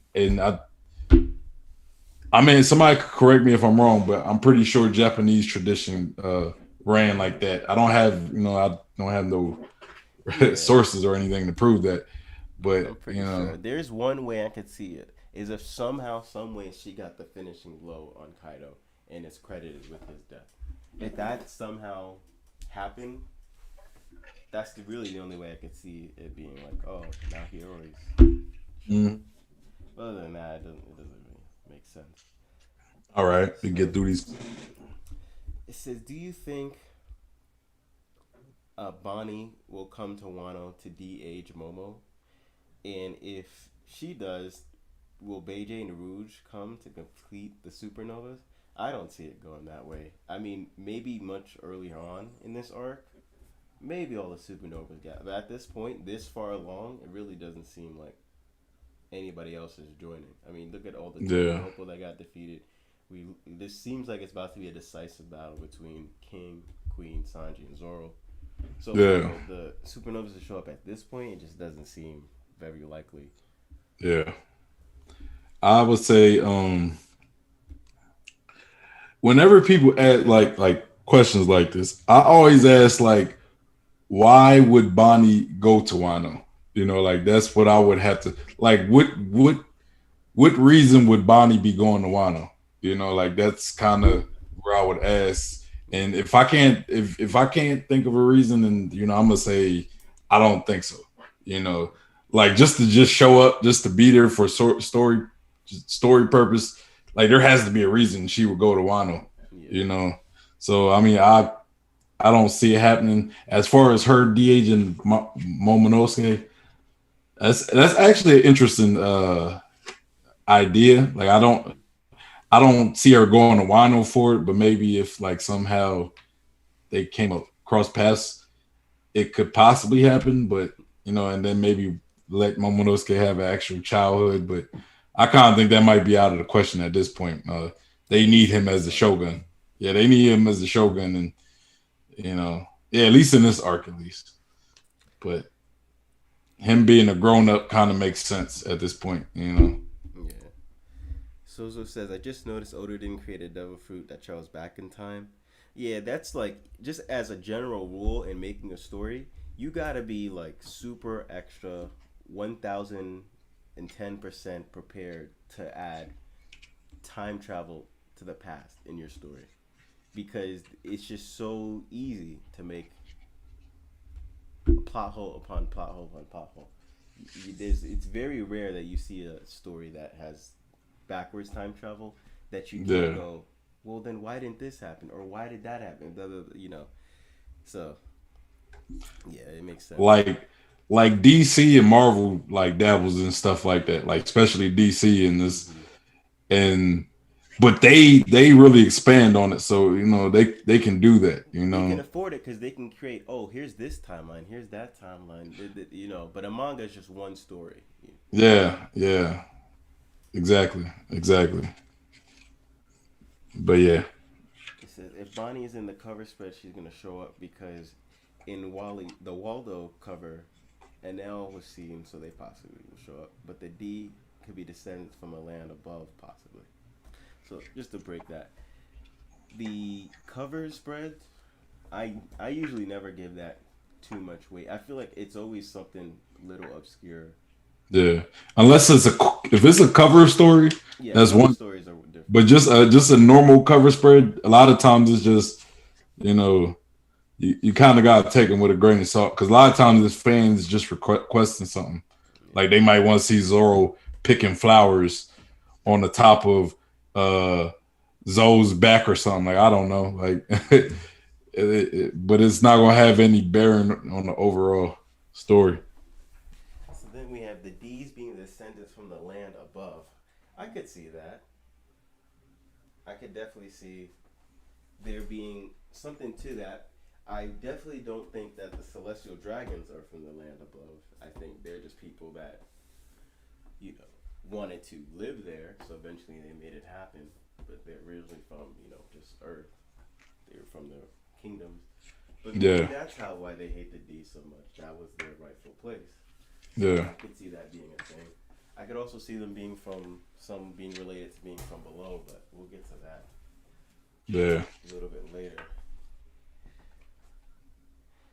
Sanji's raid suit could be from Devil Fruit elements. I don't.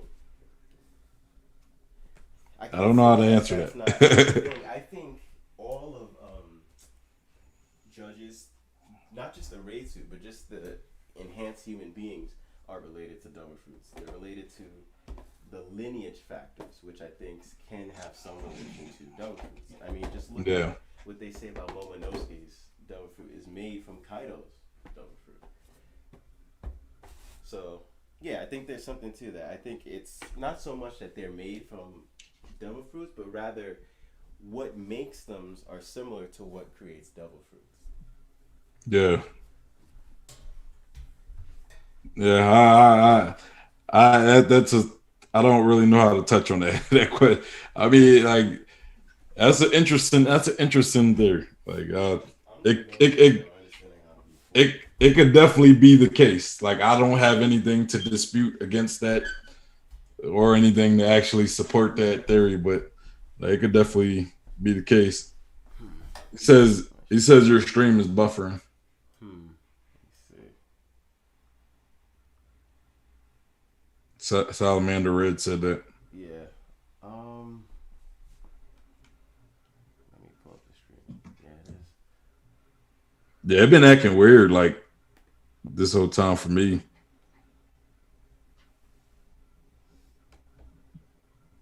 Let's see. What could that be? I'll It read definitely is. I'll read another chat while you're doing that. Uh DJ Red comment said, I agree with Sean because Sanji's raids too could be activating his DNA. That's why Judge could have told his sister to give it to him. Judge may help purposely kick him out too. I mean, that could definitely be the case. Yeah, I that mean, could we definitely did be the case. I think we did see like Judge like probably could have stopped Sanji if he wanted to, but he just was like whatever.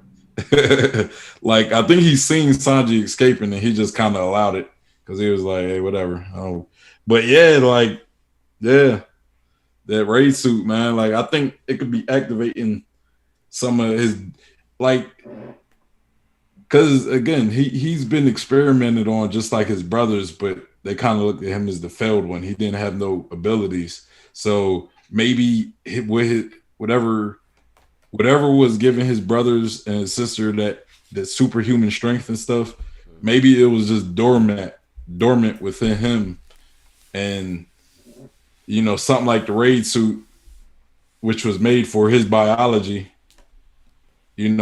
woke that up. Yeah, but yeah, you got anything for that? Yeah, I just think it's so hard to believe that Judge would be like that. I mean, it's like he has to just be committed to his acting role of being a terrible dad, but Mm, maybe like subconsciously, or maybe he just has his ego and his pride and he doesn't want to admit it, or something yeah. along those lines. I mean, I genuinely do think that Judge was like he didn't like Sanji, and I think he allowed Sanji to go because to him Sanji was more of a burden, and I think he just like he did care for him enough not to want to kill him or not enough to actually kill him because I think he said that right. Mm-hmm. It was like I would kill you, but You're still my son, yeah, basically. so you leaving is probably it's easy. You're getting rid of yourself without me having to kill you. And if you die out there, then whatever. But yeah, I think Judge wanted Sanji to leave, and I think him giving Sanji the raid suit was more of like payback for saving them. Mm-hmm. You know, and he said Judge may have purposely let Sanji leave in order for him to be the strongest because he had emotions unlike his brothers and sisters. Hey man, we could find out that Judge could have been like the nicest guy. Maybe he just was tough on them because he wanted them to be stronger. I don't know. Oda Okay. would throw a curve like that, so I think that's a very possible, or that could be very likely, is what I'm saying. And it could have been like a controlled experiment to him, Could have. and he's still just heartless, but he's going about it in some weird way. Sozo said Okama Zoro is greater than Sulong Zoro. We didn't even get to see Sulong Zoro yet. Like, nah, but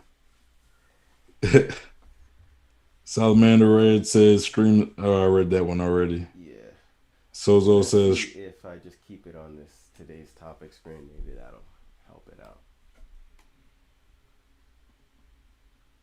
I mean, they could go to my stream. I think my stream doing Yeah, shouldn't that's be so true. buffering.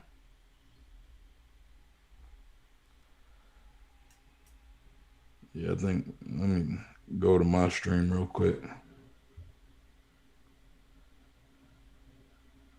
Yeah, my stream's working fine. So yeah, but yeah, I'm gonna move on to finish talking a little bit about the chapter since we got a lot of the comments out of the way at the moment. Uh, so we got King being a Lunarian, you know. Now I don't think it was officially stated he was a Lunarian, but I think we could all kind of come to you know a reasonable conclusion that King is a Lunarian from when Queen, brought up Lunarian and King kind of looked up like, what are you talking about? And plus, King creates the fire, like he could produce fire. And Queen was asking Sanji, like, are you a Lunarian because you could create the fire? Mm-hmm. So I think it's pretty much confirmed that he is a Lunarian. Yeah. But what do you think about like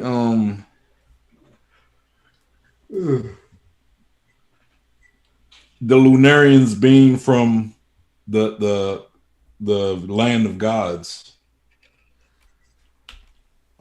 Yeah, I think they first of all they look like angels, so it makes sense,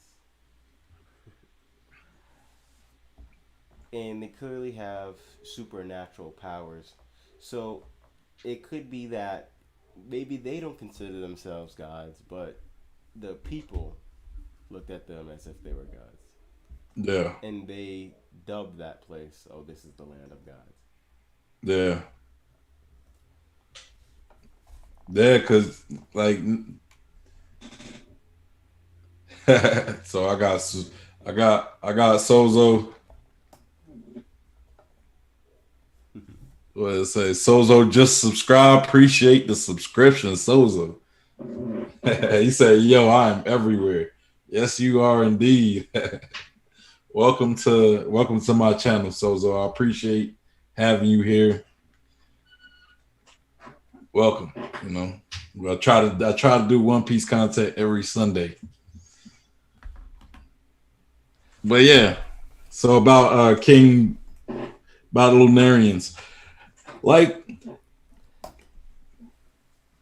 I don't know, man. I don't know. Maybe it's just a coincidence of them being in the same chapter with like somebody them bringing up the land of gods, and then we find out King is a Lunarian.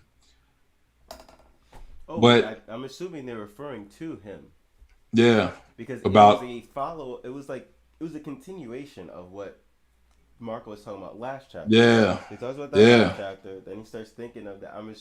It only makes sense he's thinking of literally what he was just talking about last chapter, which is in yeah, reference to Lunarian. So I mean, which is reference to King. So yeah, yeah, I yeah. don't think it'd be taken as any way, but it was about King. And when you think about like the land of gods, right? Like when you think of Skypiea, Skypiea has so many references to Mm-hmm. like the Void Century, the history, Mm-hmm. like the Sun God, things like that. So it would make sense for maybe King being like a Skypean, or like I don't know what like a Lunarian, which look kind of like Skypeans. So Him that's a having what's up? I was saying that's a perfect segue to my conversation. Does hell exist in One Piece? Yeah, let's So go then. Let's go. if you go to Skypiea, the first thing you see is called Heaven's Gate. Yeah, Let me take that off so you can actually see it. It's referred to as Heaven's Gate. I mean, it's literally like saying, "Hey, this place is heaven." Now, obviously, it's not actually heaven, which is why I refer to, if you look at my topic, I put hell in quotation marks.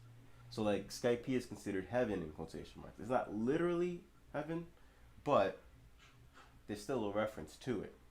Yeah. Now, the these Lunarian, or if we refer to King, there's something about him where it's like clearly there's something angelic about him, but also there's Hmm. something obviously demonic about him. Yeah.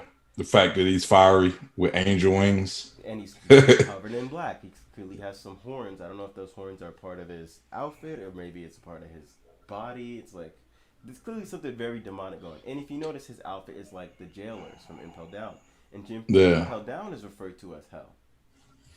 Real quick question: Yeah, Was King's wings white or are they black? I'm pretty sure they're black. I mean, Okay. All right.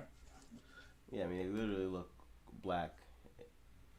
At least in the manga, I can't imagine the anime would interpret it as white. It'd be weird. Um, so yeah, they must be black Yeah. unless he dyed them. Who knows? They're I trying to get the whole fit together, and he's like, "Oh, I gotta make these wings white." gotta look demonic. But yeah. So obviously, there's something demonic going on there. It's not like the Skypeans. Like the Skypeans obviously look angelic. Hmm.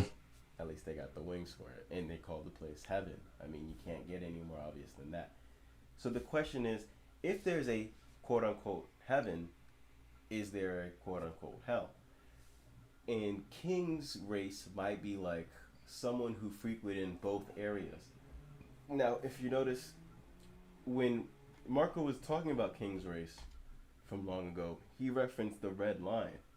And it's like, why reference the red line if you're talking about people who live in the sky? You wouldn't even, there's Mm. no point in referencing the red line.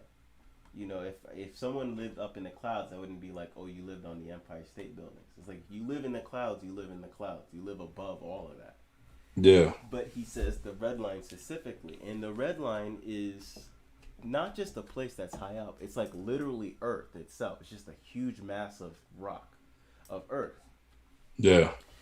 So maybe there's some point in the red line that will not only take you like down to ground level, but can take you underground. Because the reason this place is referred to as heaven is because, well, the sea itself is literally cloud. They called it White Sea, I think. Yeah. Their sea is made of clouds, so it resembles heaven. Well, what if there's a sea underground, below the earth, that You is know made of something? magma? Can I say something? Yeah. Can I say something? So we got the land of gods, which was referred to in Mary Joel, right? Mm-hmm. And you look at God Valley. You look at the valley, right? A valley is usually like kind of like the lowest point of between mountains, right? Mm-hmm. Or hills. So it's kind of a low point compared to like a high point, which would be where heaven would be with a high point and hell. You know, figuratively, when we look at like fiction and stuff, hell is usually portrayed to be in the sky or high or something. You know, Mm-hmm. where hell is like low or in like a valley. You know what I'm saying? Mm-hmm. But that's just kind of to bounce off what you're saying. Yeah, I But see where you're going with that. So when I think of underground, I mean deep, deep, not even below the seafloor. You know, not fisherman level deep. I'm talking real deep, like to the Earth's core. yeah. And there might be a place down there where there's Red Sea made of magma, and it's all hot and fiery, and it Hmm. resembles hell. So that Yeah. might be that hell area, and maybe this is where people like you look at Moria, you look at Kaido, you look at these certain characters that have this like demonic thing to them. Yeah. And it's like, well, why do these people exist? Why do they look like that? It's never really been explained. It's never been shown, oh, this is why Moria looks like that and who he's related to or what race he's a part of. It's never, there's no explanation. We're just supposed to look at it and take it at face value. Yeah. So that's where these people could come from. Interestingly enough, there was this, popular theory. I'm sure you've seen this, like the greatest One Piece theory, and they talk about how they're, maybe the One Piece is in Ennis Lobby, which is I'm mad you in the said ground. that because I was about to say that I did a reaction video. All Yeah, I right, saw it. like if you go back to my videos, it was a reaction video about I want to say 3 videos ago. Like Mm-hmm. not my last One Piece stream, but the stream before that. I did a stream to that video where it was like they was talking about in this lobby. They was talking about I don't want to give too much because I'd rather people go and watch it. Yeah. But it brought up in this lobby and how you had that dip, you had the waterfalls going Mm-hmm. down, and how that was related to Jaya and Sky P, like the whole map. You know how you got the Skull Island Mm-hmm. of of where Jaya was or Yeah. where Shandor where they lived, and then they said one part of it was shot into the sky, and the other part was fell under, like went deep into the earth. Mm-hmm. And then you see how Ennis Lobby is like in this lobby. If you take Ennis Lobby, you could probably fit it into that left eye. Yeah.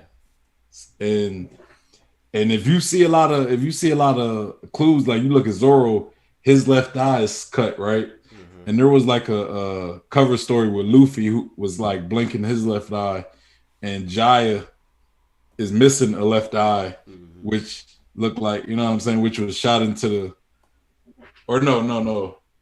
I think the right eye of Jaya was shot into the sky, and the left eye looked like it could have sunk Yeah. into the ocean, where like kind of like how Ennis Lobby looks. So I mean, hey, I'm not gonna get too much on that theory, but I did do a reaction video to that theory. Mm-hmm. Go check it. It's O'Hara best theory ever, best Yeah. One Piece theory ever. Or let me make sure that's the title of my video. Yeah, it's One Piece discussion, the best One Piece theory ever. But my bad, I kind of Nah. interrupted you. I'm glad you like gave a explanation of where I was going with that, which is Yeah, like, when I saw that video, that's the first thing, because I've had this little theory in mind, but it's like there's not much to build off or like go into it. But I just figured now's the best time to just say, like, throw it out there that maybe there is a hell. Maybe there's sea in the sky and there's sea below the ground, hmm, deep, deep underground, where you find magma and stuff, and that maybe this might relate to Akainu, and there could be so many ways that this can factor in. I think that there, I've always thought this because it just doesn't make sense. Like the way my brain works is that if there's something that doesn't have an answer, I'm gonna try to figure out. Well, what could the answer be? What would make sense? So as soon as I saw like people like Kaido, Magellan, Moria, I was like, where could these people come from? And it's like they clearly, if you think about it, if there's people with angel wings that come from the sky, then where do you think these people who look demonic come from? It would only make sense. It's the opposite answer. yeah. So yeah, that's my whole does Or hell if you exist topic. if you think about it in a biblical sense, right? Mm-hmm. What I could imagine happening, right? Maybe all these Skypeans, they lived in the, all together, Mm-hmm. right?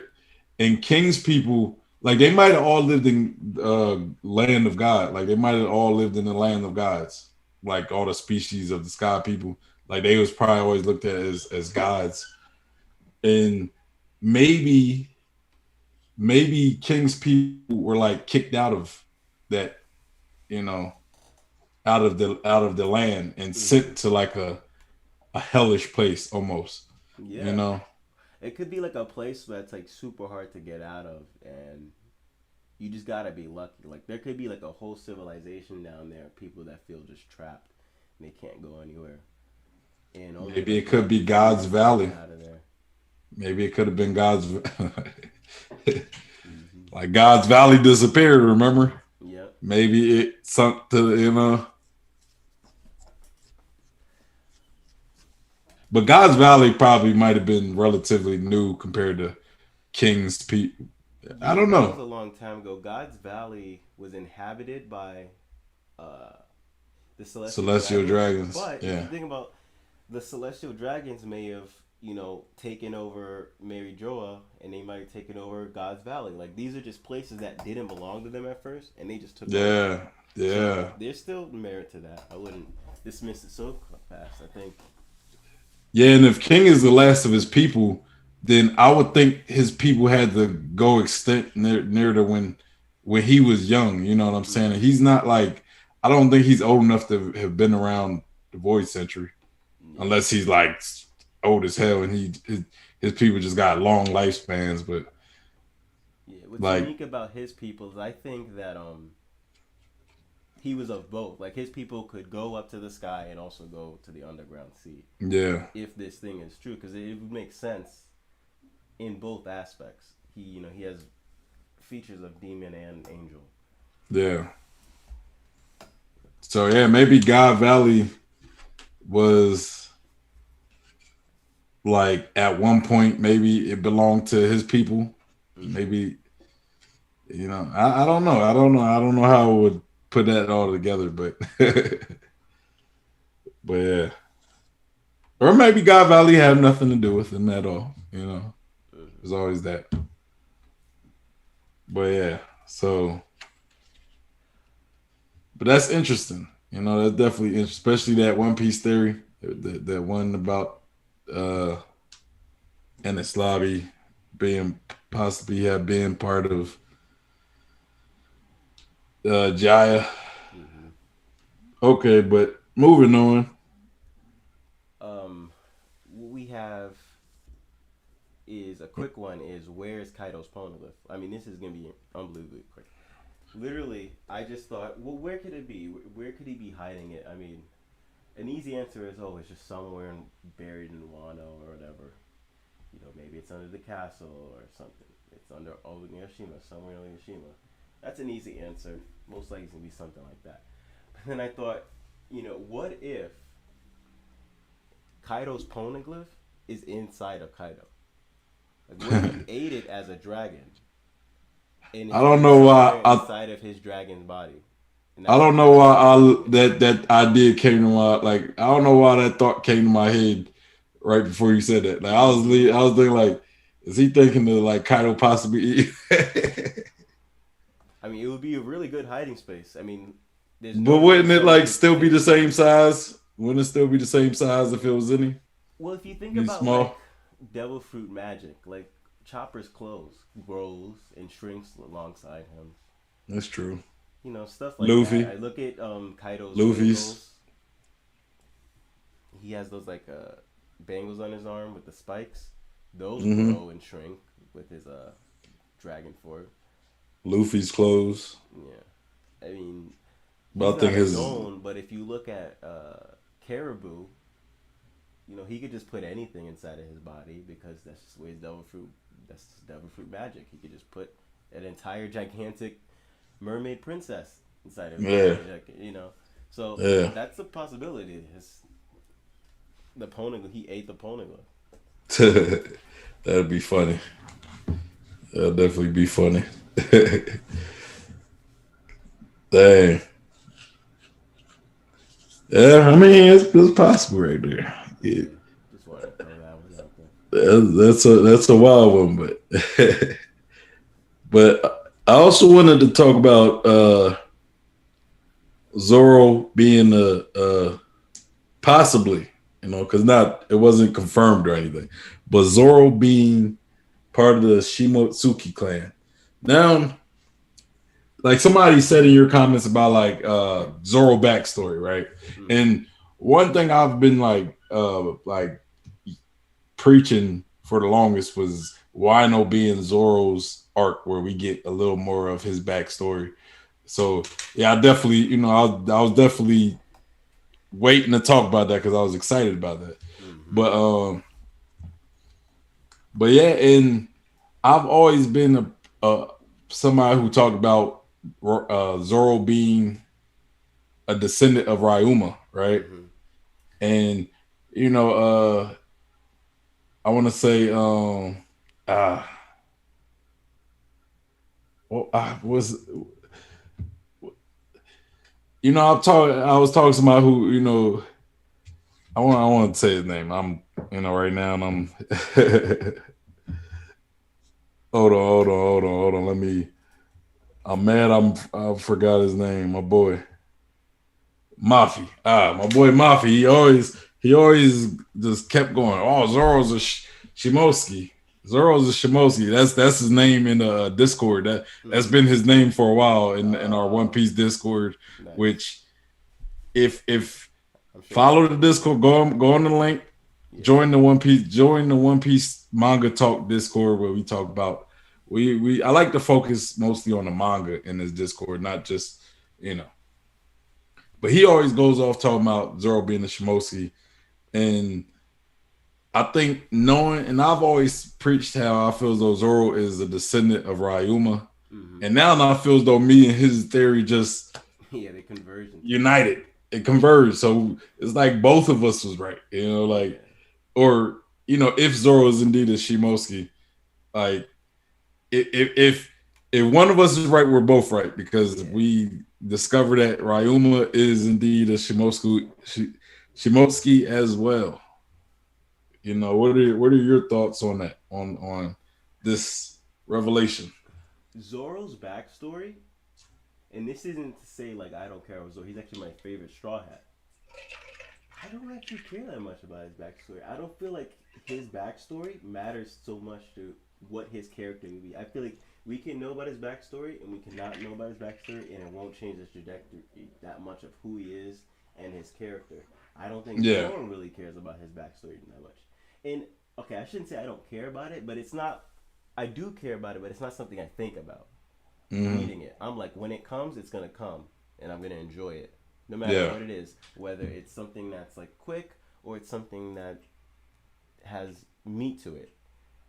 Yeah. And I feel like if there's too much to it, it's a disservice to who Zoro's character is, Yeah. because Zoro's just not that type of person to really care that much about his character. So it's like Sanji, obviously, it means a lot to him.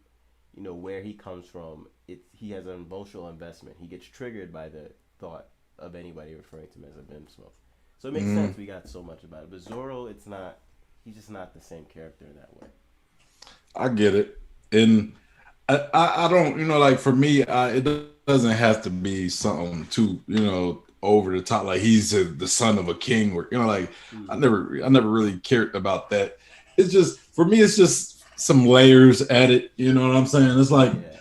a little more layers added to who he is. To I feel as though it never really does a disservice to give a character more layers. Like you don't have to give him It's like like a make garnish. yeah, you don't have to make him super complex to where like we find out that Sanji is a prince. You know Mm-hmm. what I'm saying? But it don't always have to be that. But just to know that okay, Zoro is related to Ryuma. Mm-hmm. Something simple like that. Another character that we're familiar with that we kind of grew to like. Salamander Red said, like the stream. I appreciate it. Appreciate it, my brother or sister. I don't want to assume, but appreciate it. But yeah, so Salaman. I mean, sorry, Sozo. Well, I want you to finish. Sorry. go He ahead, go ahead. says. Oh, okay. He says, and I actually agree with this sentiment a lot, which is that the One Piece location theories are good, but they have no importance. It doesn't matter where the One Piece is. It's important. What's important is the nature of the One Piece treasure. I mean, I don't wholeheartedly stand by like that. It has no importance, but to me, I thought that was a great theory. But to me, where it is doesn't matter so much. I think appreciating the cleverness, if that is the place of like all the clues, is cool. But like I don't really care that much about where it is. I feel like there's so much Yeah, more to it that like what it is actually is what's going to be the yeah, most important. yeah. I kind of agree with what you just said. It's more about like that creativeness of its location. It's not like I don't care what the name of it. Like the island don't really matter, but like the theory about it possibly being in the depths of in its lobby. It for me like the reason why I kind of like that theory is because it's like it would make sense Mm-hmm. why nobody could find it because it's not easily accessible. You know what I'm saying? So it just I feel as though the creativeness of why it's so hard to find is the not importance of it, but the charm of it. Yeah. If that makes it, it's the charm of it. Like, you know, because if it's like on in the ocean somewhere, it's like, well, why haven't nobody came across it? Like somebody has had to come across it at some point. The only thing I can think of about it is if it is at the NH lobby, that would mean like how could the world government not know that that is the location? And if they Maybe know they that do that's the know. location, why isn't it better guarded? I feel as though I can answer that. Uh, I feel as though it's like it's hiding in plain sight type. Like that's what keeps it secure. Nobody is thinking that the One Piece is in this endless or this bottomless waterfall. You know what I'm saying? And even if people knew it, who's going to take the trip down there? You know what I'm saying? Well, clearly, see what you're saying makes sense if nobody ever found it. But if you know someone already found it and said, "Hey, people, it exists. Go look for it," that kind of changes things. It's I different when nobody knows it's there, because then it's I like you're battling the unknown. You're yeah battling, you know, if they were yeah banking on that, well, why would they bank on it? Because they obviously failed. Somebody already found it, so it wouldn't make sense for them to be invested in that strategy when they already know yeah. it's not gonna But work. like it's kind of like the reason why I think it's smart is because one, it's in this lobby, right? They put in this lobby over there, made it a government headquarters. For that reason alone, people not going to want to like mess with it. You know, they're not going to want to go to a government facility. Second, like it's in a deep, like bottomless pit. You know, so even then, like that makes it even little more unattractive to go to. And three, nobody does know. You know what I'm saying? And maybe if like the government is banking on the fact that people don't know is there. You know what I'm saying? Like I think they're banking on that. They're banking on the fact that nobody knows it's there, and good thing Roger didn't tell people, you know, or any of his crew. And Salamander Red said geography is everything, That's a quote unquote, from Tekken. yeah. There we go. See, I agree with that. I do. Because I feel as though if it was on a random island, right? Like, what stops somebody from coming across it on accident? Yeah, that's definitely the case. I don't think it's just gonna be a random island. There has to be something that makes Laugh Tale so hard to get to that it's like you can't just bump into it. You know what I'm saying? Like it has to be uh what's like some type of challenge to get to it. Mm-hmm. Like even if you do discover the location, you still got to get there. Yeah. Like if you do get all the poneglyphs, you still got to get there. You know, that's kind of my outlook on it, on that at least. And so, well, we already talked about Adult Momonosuke. I was going to kind of go over that, but I pretty much covered all the points that I kind of got from the chapter. Well, I got only got two more points left. And you said something about Gear Fifth, Yep. Nightmare Luffy. So we talked about this where there's just so many, uh, there's so much pointing to the souls of the dead being reintroduced into this arc, Mm-hmm. and I made a little mini theory not that long ago about like what I think Gear Fifth Luffy could, mean. Like, how is it? What is it gonna make Gear Fifth Luffy Gear Fifth? Because Yeah. if you look at each gear, there's a method to how it happens, and there's a trend along the line. So Gear Second is him his blood being oxygenated. It involves air, pumping air through his body, Like his through his veins lungs. widening. So that's that. Then you have gear third, in which he's having air through his bones. Obviously, biologically in physics, that doesn't make sense. But the point is that he's just putting air in his bones, and he makes Well, air. for him it does though, because his bones are rubber as well.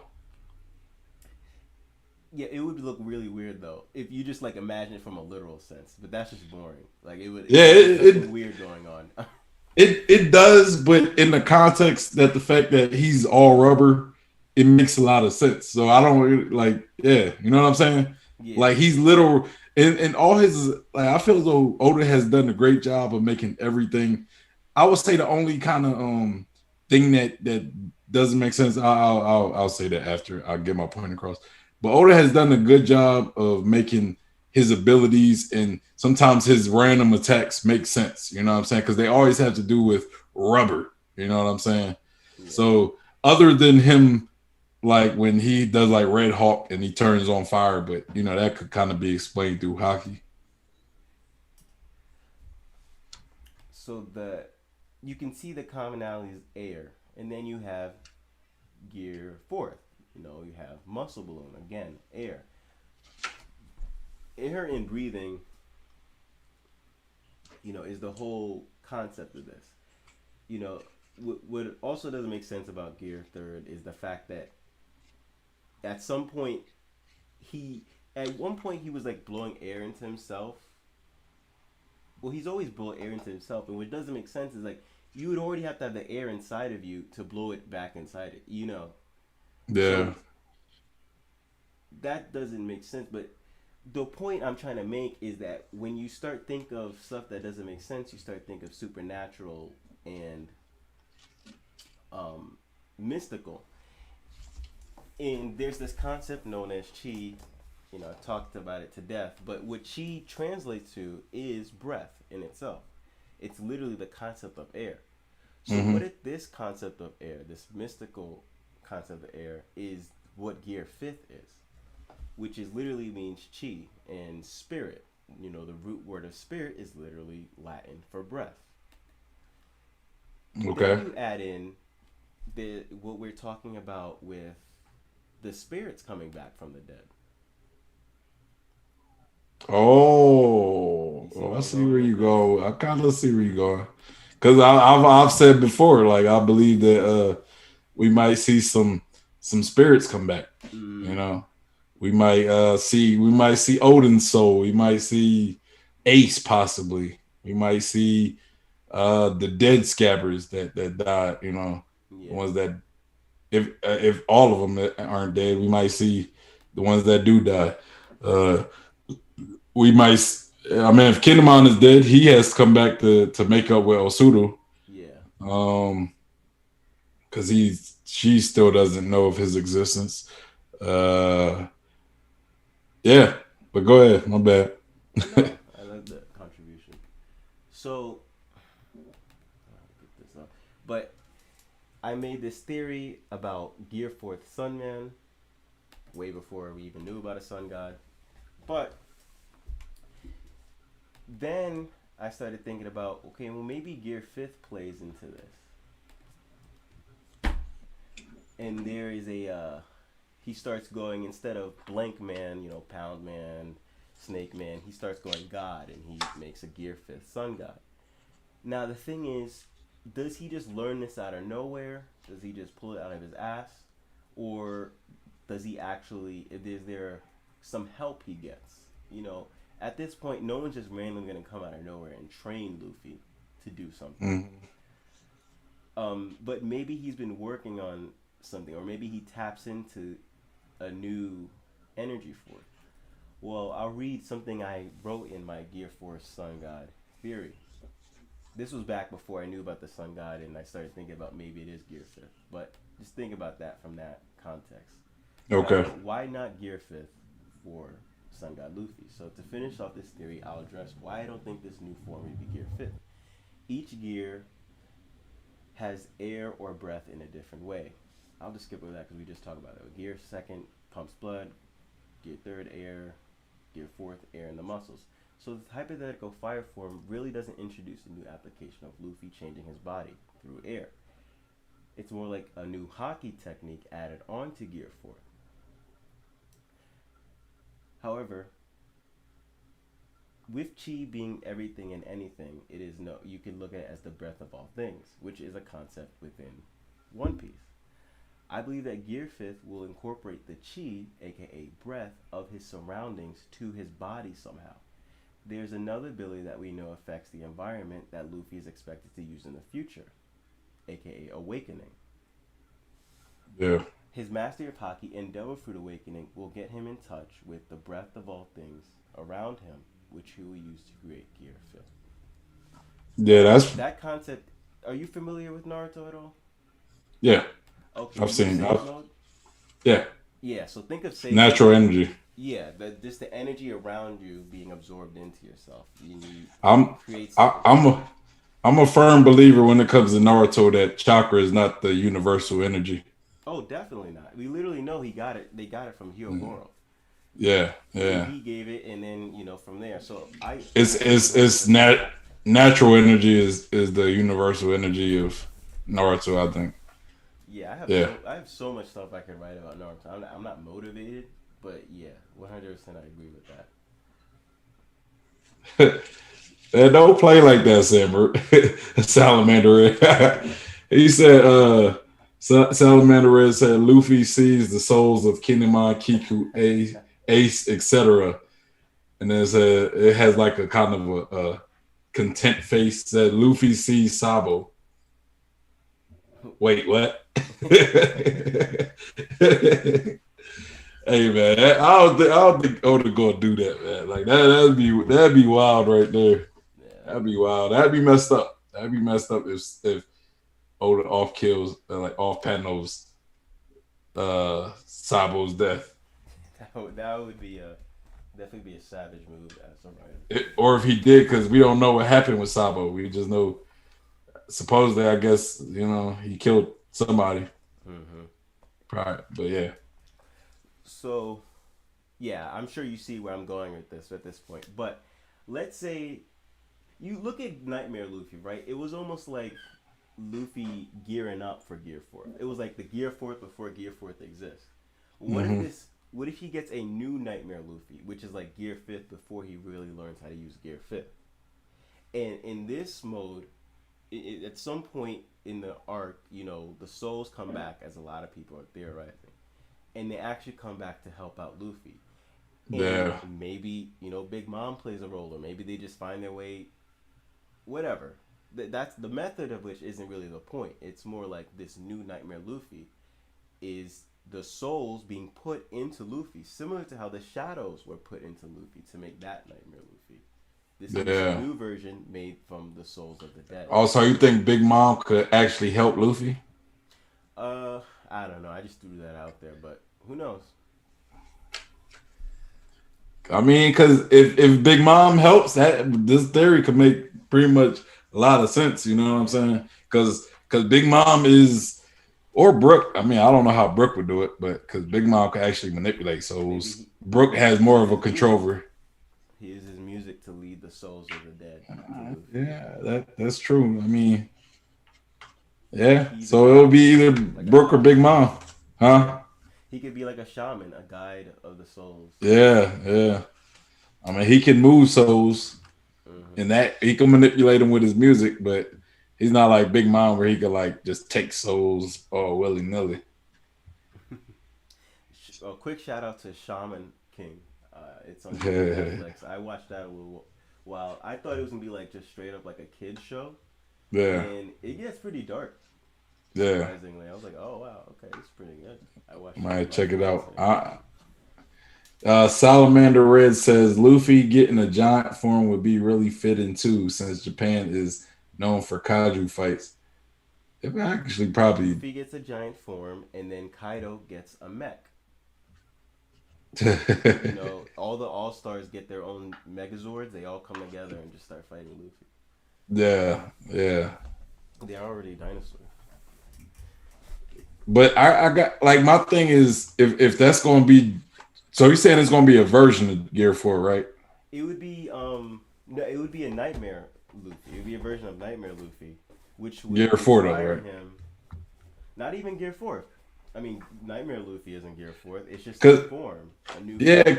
because I'm just saying like if having if the Gear 5 is dependent on like having souls, then Well, no, it no, would that's be not like what a I'm one saying. off type of thing.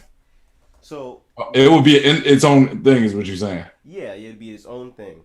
It's like Nightmare Luffy is its own thing. It just is Luffy when he had the souls added to him. But if you look at it, Nightmare Luffy is it's almost like it was the predecessor, the spiritual predecessor. It was like the what could have gotten Luffy towards getting Gear 4. So this one might be even more literal and direct into getting him towards Gear 5. So Yeah. I'll pull up the thing. You know I, what I I'm wanna saying with real quick, I'm sorry. Real quick, I wanna address Salamander Red's last comment. That might be what we might get with Momonosuke, like a oh Kaiju yeah, fight type thing with possibly. Dragon Momonosuke versus Kaido Dragon. That might be the closest thing we might get to a Kaiju fight if we don't get a giant Luffy. But yeah, go ahead. My bad. No. Um. The so what I'm saying with Gear Fifth is that it's the incorporation of the breath, the chi of all things around him. If you look back at the breath of all things Zoro used all the way back in Alabaster, he was literally like, I can hear the breathing of the tree, I can hear the breathing of the rocks. Like he's like these inanimate, whether they're living like a tree or even a rock that isn't living, Hmm. like he can feel the spirit of them. This thing I'm saying, this new Nightmare Luffy, is like the spirit of the souls of the dead, not the spirit of things around him. Gear Fifth is more like Yeah, Sage mode, right? It's just the natural energy around Luffy. But the new Nightmare Luffy that I'm thinking of, it's more like, I mean, I can think of my head Shaman Hunter, but that's more obscure. Like just something where like the souls are possessing, not necessarily possessing him, but giving him power. yeah. It's literally like Nightmare Luffy, because Nightmare Luffy, if you look at the shadows Moria made, I mean they were basically like souls. Hmm. So it's more They, like they that. It's pretty much literally were. just, but it could inspire him to make Gear Fifth, because Yeah. he's like, oh, I can inspire spirit energy into my body. I mean, I can get spirit energy into my body. I mean, yeah, if long as he finds a way to like bring spirits, you know what I'm saying? Like conjure 'em. Yeah. He think about awakening. It's like literally using your surrounding anyway Yeah. to your advantage. That's something Sage Mode can do. Yeah. In Naruto they have ninjutsu using chakra. That's molding. Like they can fabricate earth. Yeah. Yeah. But with Sage Mode, you can literally move the earth around you. That's different. So awakening is not like that. You can, Katakuri can make mochi himself, but he can also turn the area into mochi and manipulate the area that is now mochi. Yeah. Makes sense. Yeah, I mean, I do think Gear 5 is going to be heavily like my theory on Gear 5 has always been that it's going to be like something that's is going to utilize awakening Mm-hmm. like heavily, and Yeah. it's going to be more perfected and well balanced version of Gear 4, like all the Gear 4 transformations, you Mm-hmm. know, like a more mastered version of Gear 4. Like for me, Gear 4, I feel as though might just, it just might be an imperfect version of Gear 5 or something like You that, you know, know what I'm saying? yeah, I thought about this too. And like it might not even necessarily be uh improvement upon Gear 4.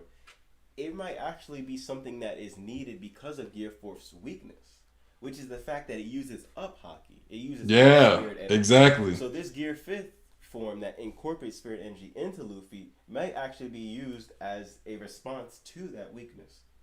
Yeah. And exactly. And that's what I'm saying. I feel as though like because first off, Gear 4 is like it's different transformations, but each transformation has it almost has to compensate for other transformation. Like you have gear like Snake Man, which is the fastest, right? It Mm-hmm. makes up for maybe some of the slowness of the other ones, but Tank Man is probably the most durable, and then Gear like Bounce Man might be the most I would say most balanced of the transformations, Mm-hmm. but but I think Gear 5 is going to have all the strengths and it's going to like make up for all the weaknesses. It's going to be more efficient with hockey use, especially since Luffy knows Rio now and he's trained his hockey, uh, and he's more efficient with his hockey. It's going to incorporate awakening possibly, um, and yeah, I, yeah, that's kind of my things on what Gear 5 might be. It's going to be more. It's going, like you said, it's going to add that thing that's going to be able to incorporate all the Gear 4 transformations and be able to balance all the weaknesses. Mm-hmm. And Salamander Red said, uh, so instead of being powered by shadows, it'll be souls. And you said exactly like that. Yeah. Yeah, I think we probably thought we might never see Nightmare Luffy again, unless if Moria somehow came back and put shadows in him. But that seems pretty far fetched. But this might be a just new, creative, alternative Nightmare Luffy. I don't like, I don't think it's far fetched.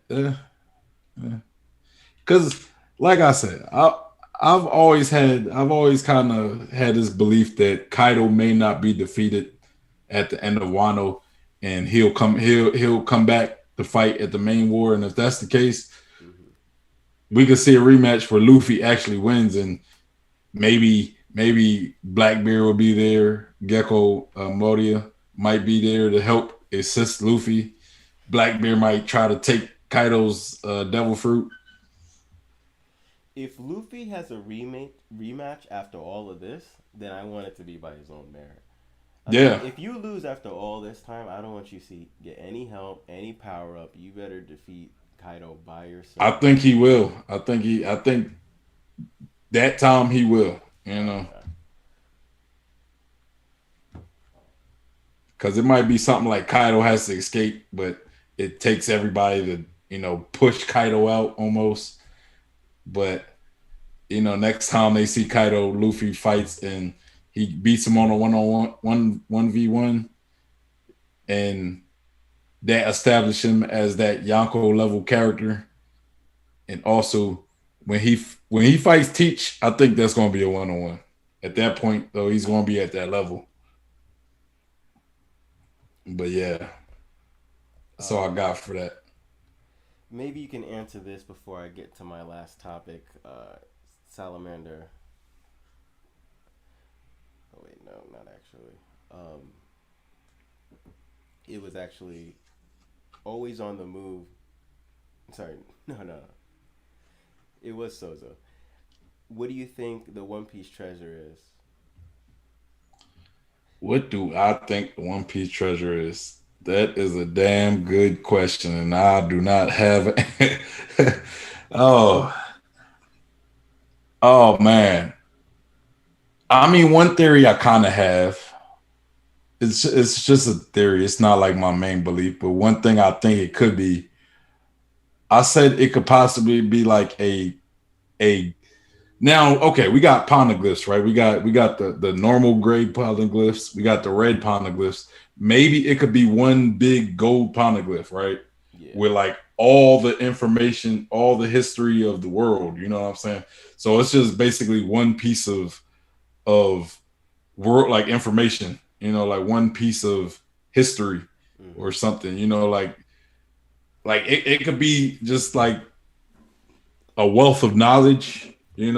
Like one piece to where you can get all the knowledge you could possibly get. Um. Uh. What other theories? What other ones? What else do I think it could be?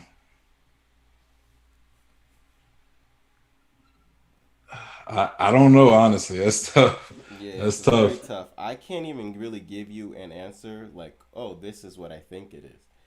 The best answer I could give you is a video I just put in the chat. It is just what I could gather from that video, I mean that chapter of oh Roger laughed, and it's such a quick video. I could just explain it to you real quick, but if you go to the video, you see the manga panels I'm referring to. But there's this pirate named Blue Jam, um, super I remember irrelevant, Blue super Jam. weak, super lame, but he said something very interesting, almost philosophical, more philosophical for someone who's such a meathead like that guy. He seemed like henchman status, but he said something really smart for some reason. Blue He Jam mentioned wasn't he the mountain bandit? he's not a mountain bandit. He basically acts like a mountain bandit because we never see him out in sea. But he was a pirate captain, I believe. He just was a failed pirate captain. He Um, was the one that took when like Luffy and them were kids, right? yeah, he's the one And that like terrorized them. yeah, And okay, basically, just paraphrasing, everything was on fire, and he made a deal with Sabo's dad, where it was like, "Oh, if I help you out, you're gonna help me out. You're gonna hook me up with some stuff." And then he basically helped out Sabo's dad, and then Sabo's dad was like, "Well, screw you. I don't really care about you. No deal." So he just got screwed over. yeah, So he had no obligation to like really terrorize them anymore because he already knows he's not gonna get anything out of it. yeah, However, he was still gonna attack Sabo and Luffy, even though he had nothing. There was nothing in it for him, and he's basically going insane because he's just falling into a pit of despair. He's like, "I did all of this for nothing. Everything's on fire. Everything's falling apart," and he's like laughing. And he says that when people are put into a pit of despair where there's no hope, they can't do anything but laugh or something like that. yeah. And I just thought that was very interesting and maybe related to why Roger was laughing in that moment. Because That's kind of on the like something surface, Joker would say. yeah, on the surface it seems like, oh, he's laughing. Maybe it's something good, but it might actually be something despair-inducing. So, yeah, that Yeah, video, presents it a I, lot better. But that's my paraphrase.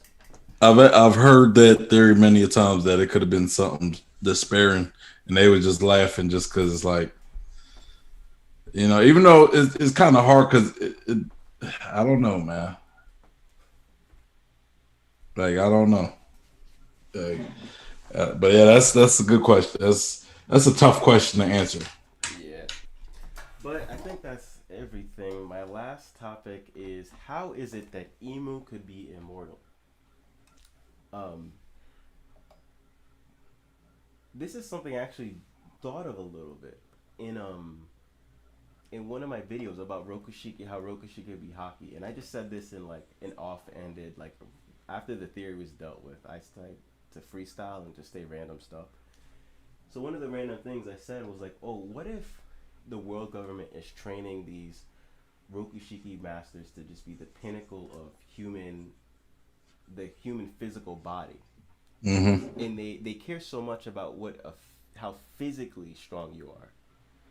If you use hockey, that's not the same thing as physical strength. They really need someone who's super physically strong because Emu wants whoever that strong person as a vessel.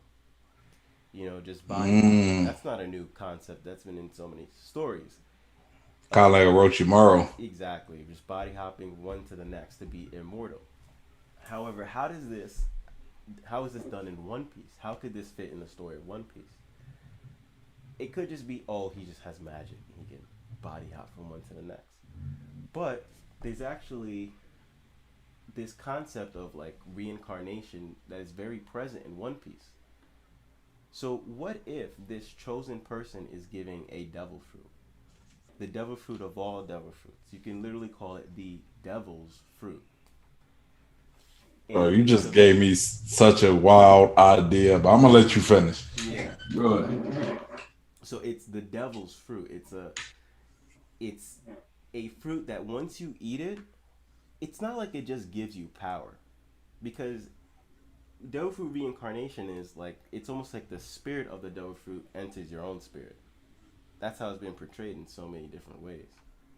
Yeah. So what if it's not just some spirit that gives you powers, but it's a spirit that has its own consciousness, and it's basically the soul of Emu. So whenever that person eats that fruit, they get the soul of emu inside their body, and then whatever emu's previous vessel maybe like loses its power or something over time, and then the new vessel assumes the role of emu. Man, you hear me out on this because you just kind of gave me. Now it's not fleshed out because I just kind of got this. I kind of just you just kind of gave me this idea, so it's not fully fleshed out. Mm-hmm. But you were just talking about like emu being immortal because possibly some type of like body transfer, right? Yeah. Maybe a devil fruit that you know. And then what was we just talking about, right? What is the One Piece, right? What the One Piece is? What did you say? You like what was it that you said that the One Piece could be about? You know, Roger crying, but possibly because of despair. Yeah. What what if the One Piece is knowledge that a despairing knowledge though, right? Yeah. Like maybe something along the line where you know failure is just inevitable or something. You know what Yeah, I'm like it's saying? literally Like there's like an illusion of control. And yeah, this is a concept that there's been like hints of this within One Piece because sometimes it seems like the world government isn't threatened by the Yonko at the top levels. Like they just almost look at them as just other pawns. And hmm like these are people we look at as super strong. It's like Kaido, oh he's 1v1, no one can beat him. But they might just look at him like, oh that's just some kid of this generation. And they're just so high above these yeah. people that if you knew it, you would understand how futile it is to go up against them. So yeah, Yeah. there's. I feel like there's been some seeds planted of that could be the case. But what if the One Piece is something along the line as that devil fruit that you were Mm-hmm. just talking about, where emu, I guess, could take over your body or whatever, or maybe some type of ceremony type thing to where like they're what if wherever the One Piece is, that's where they do the ceremonies or something for like the body transfers and like I don't know like again you just kind of give me you just kind of gave me the idea and it's not fully uh fleshed out but like yeah like The say good if thing about this is the sharing of ideas and how it can sprout other things. So I'm so glad that that could happen. uh so Salamander Red said I think Roger laughed because in order to get the One Piece he has to sacrifice his crew. That's why Rayleigh said maybe Luffy will find a different answer. I mean that yeah. I mean That's along the line. I yeah. mean, that's pretty despair inducing. And think about it. Like if maybe maybe you have to become emu or something. You know, you Mm-hmm. have to sacrifice your crew and become emu to affect the world almost. You know what I'm saying? Oh, that So just gave me an idea.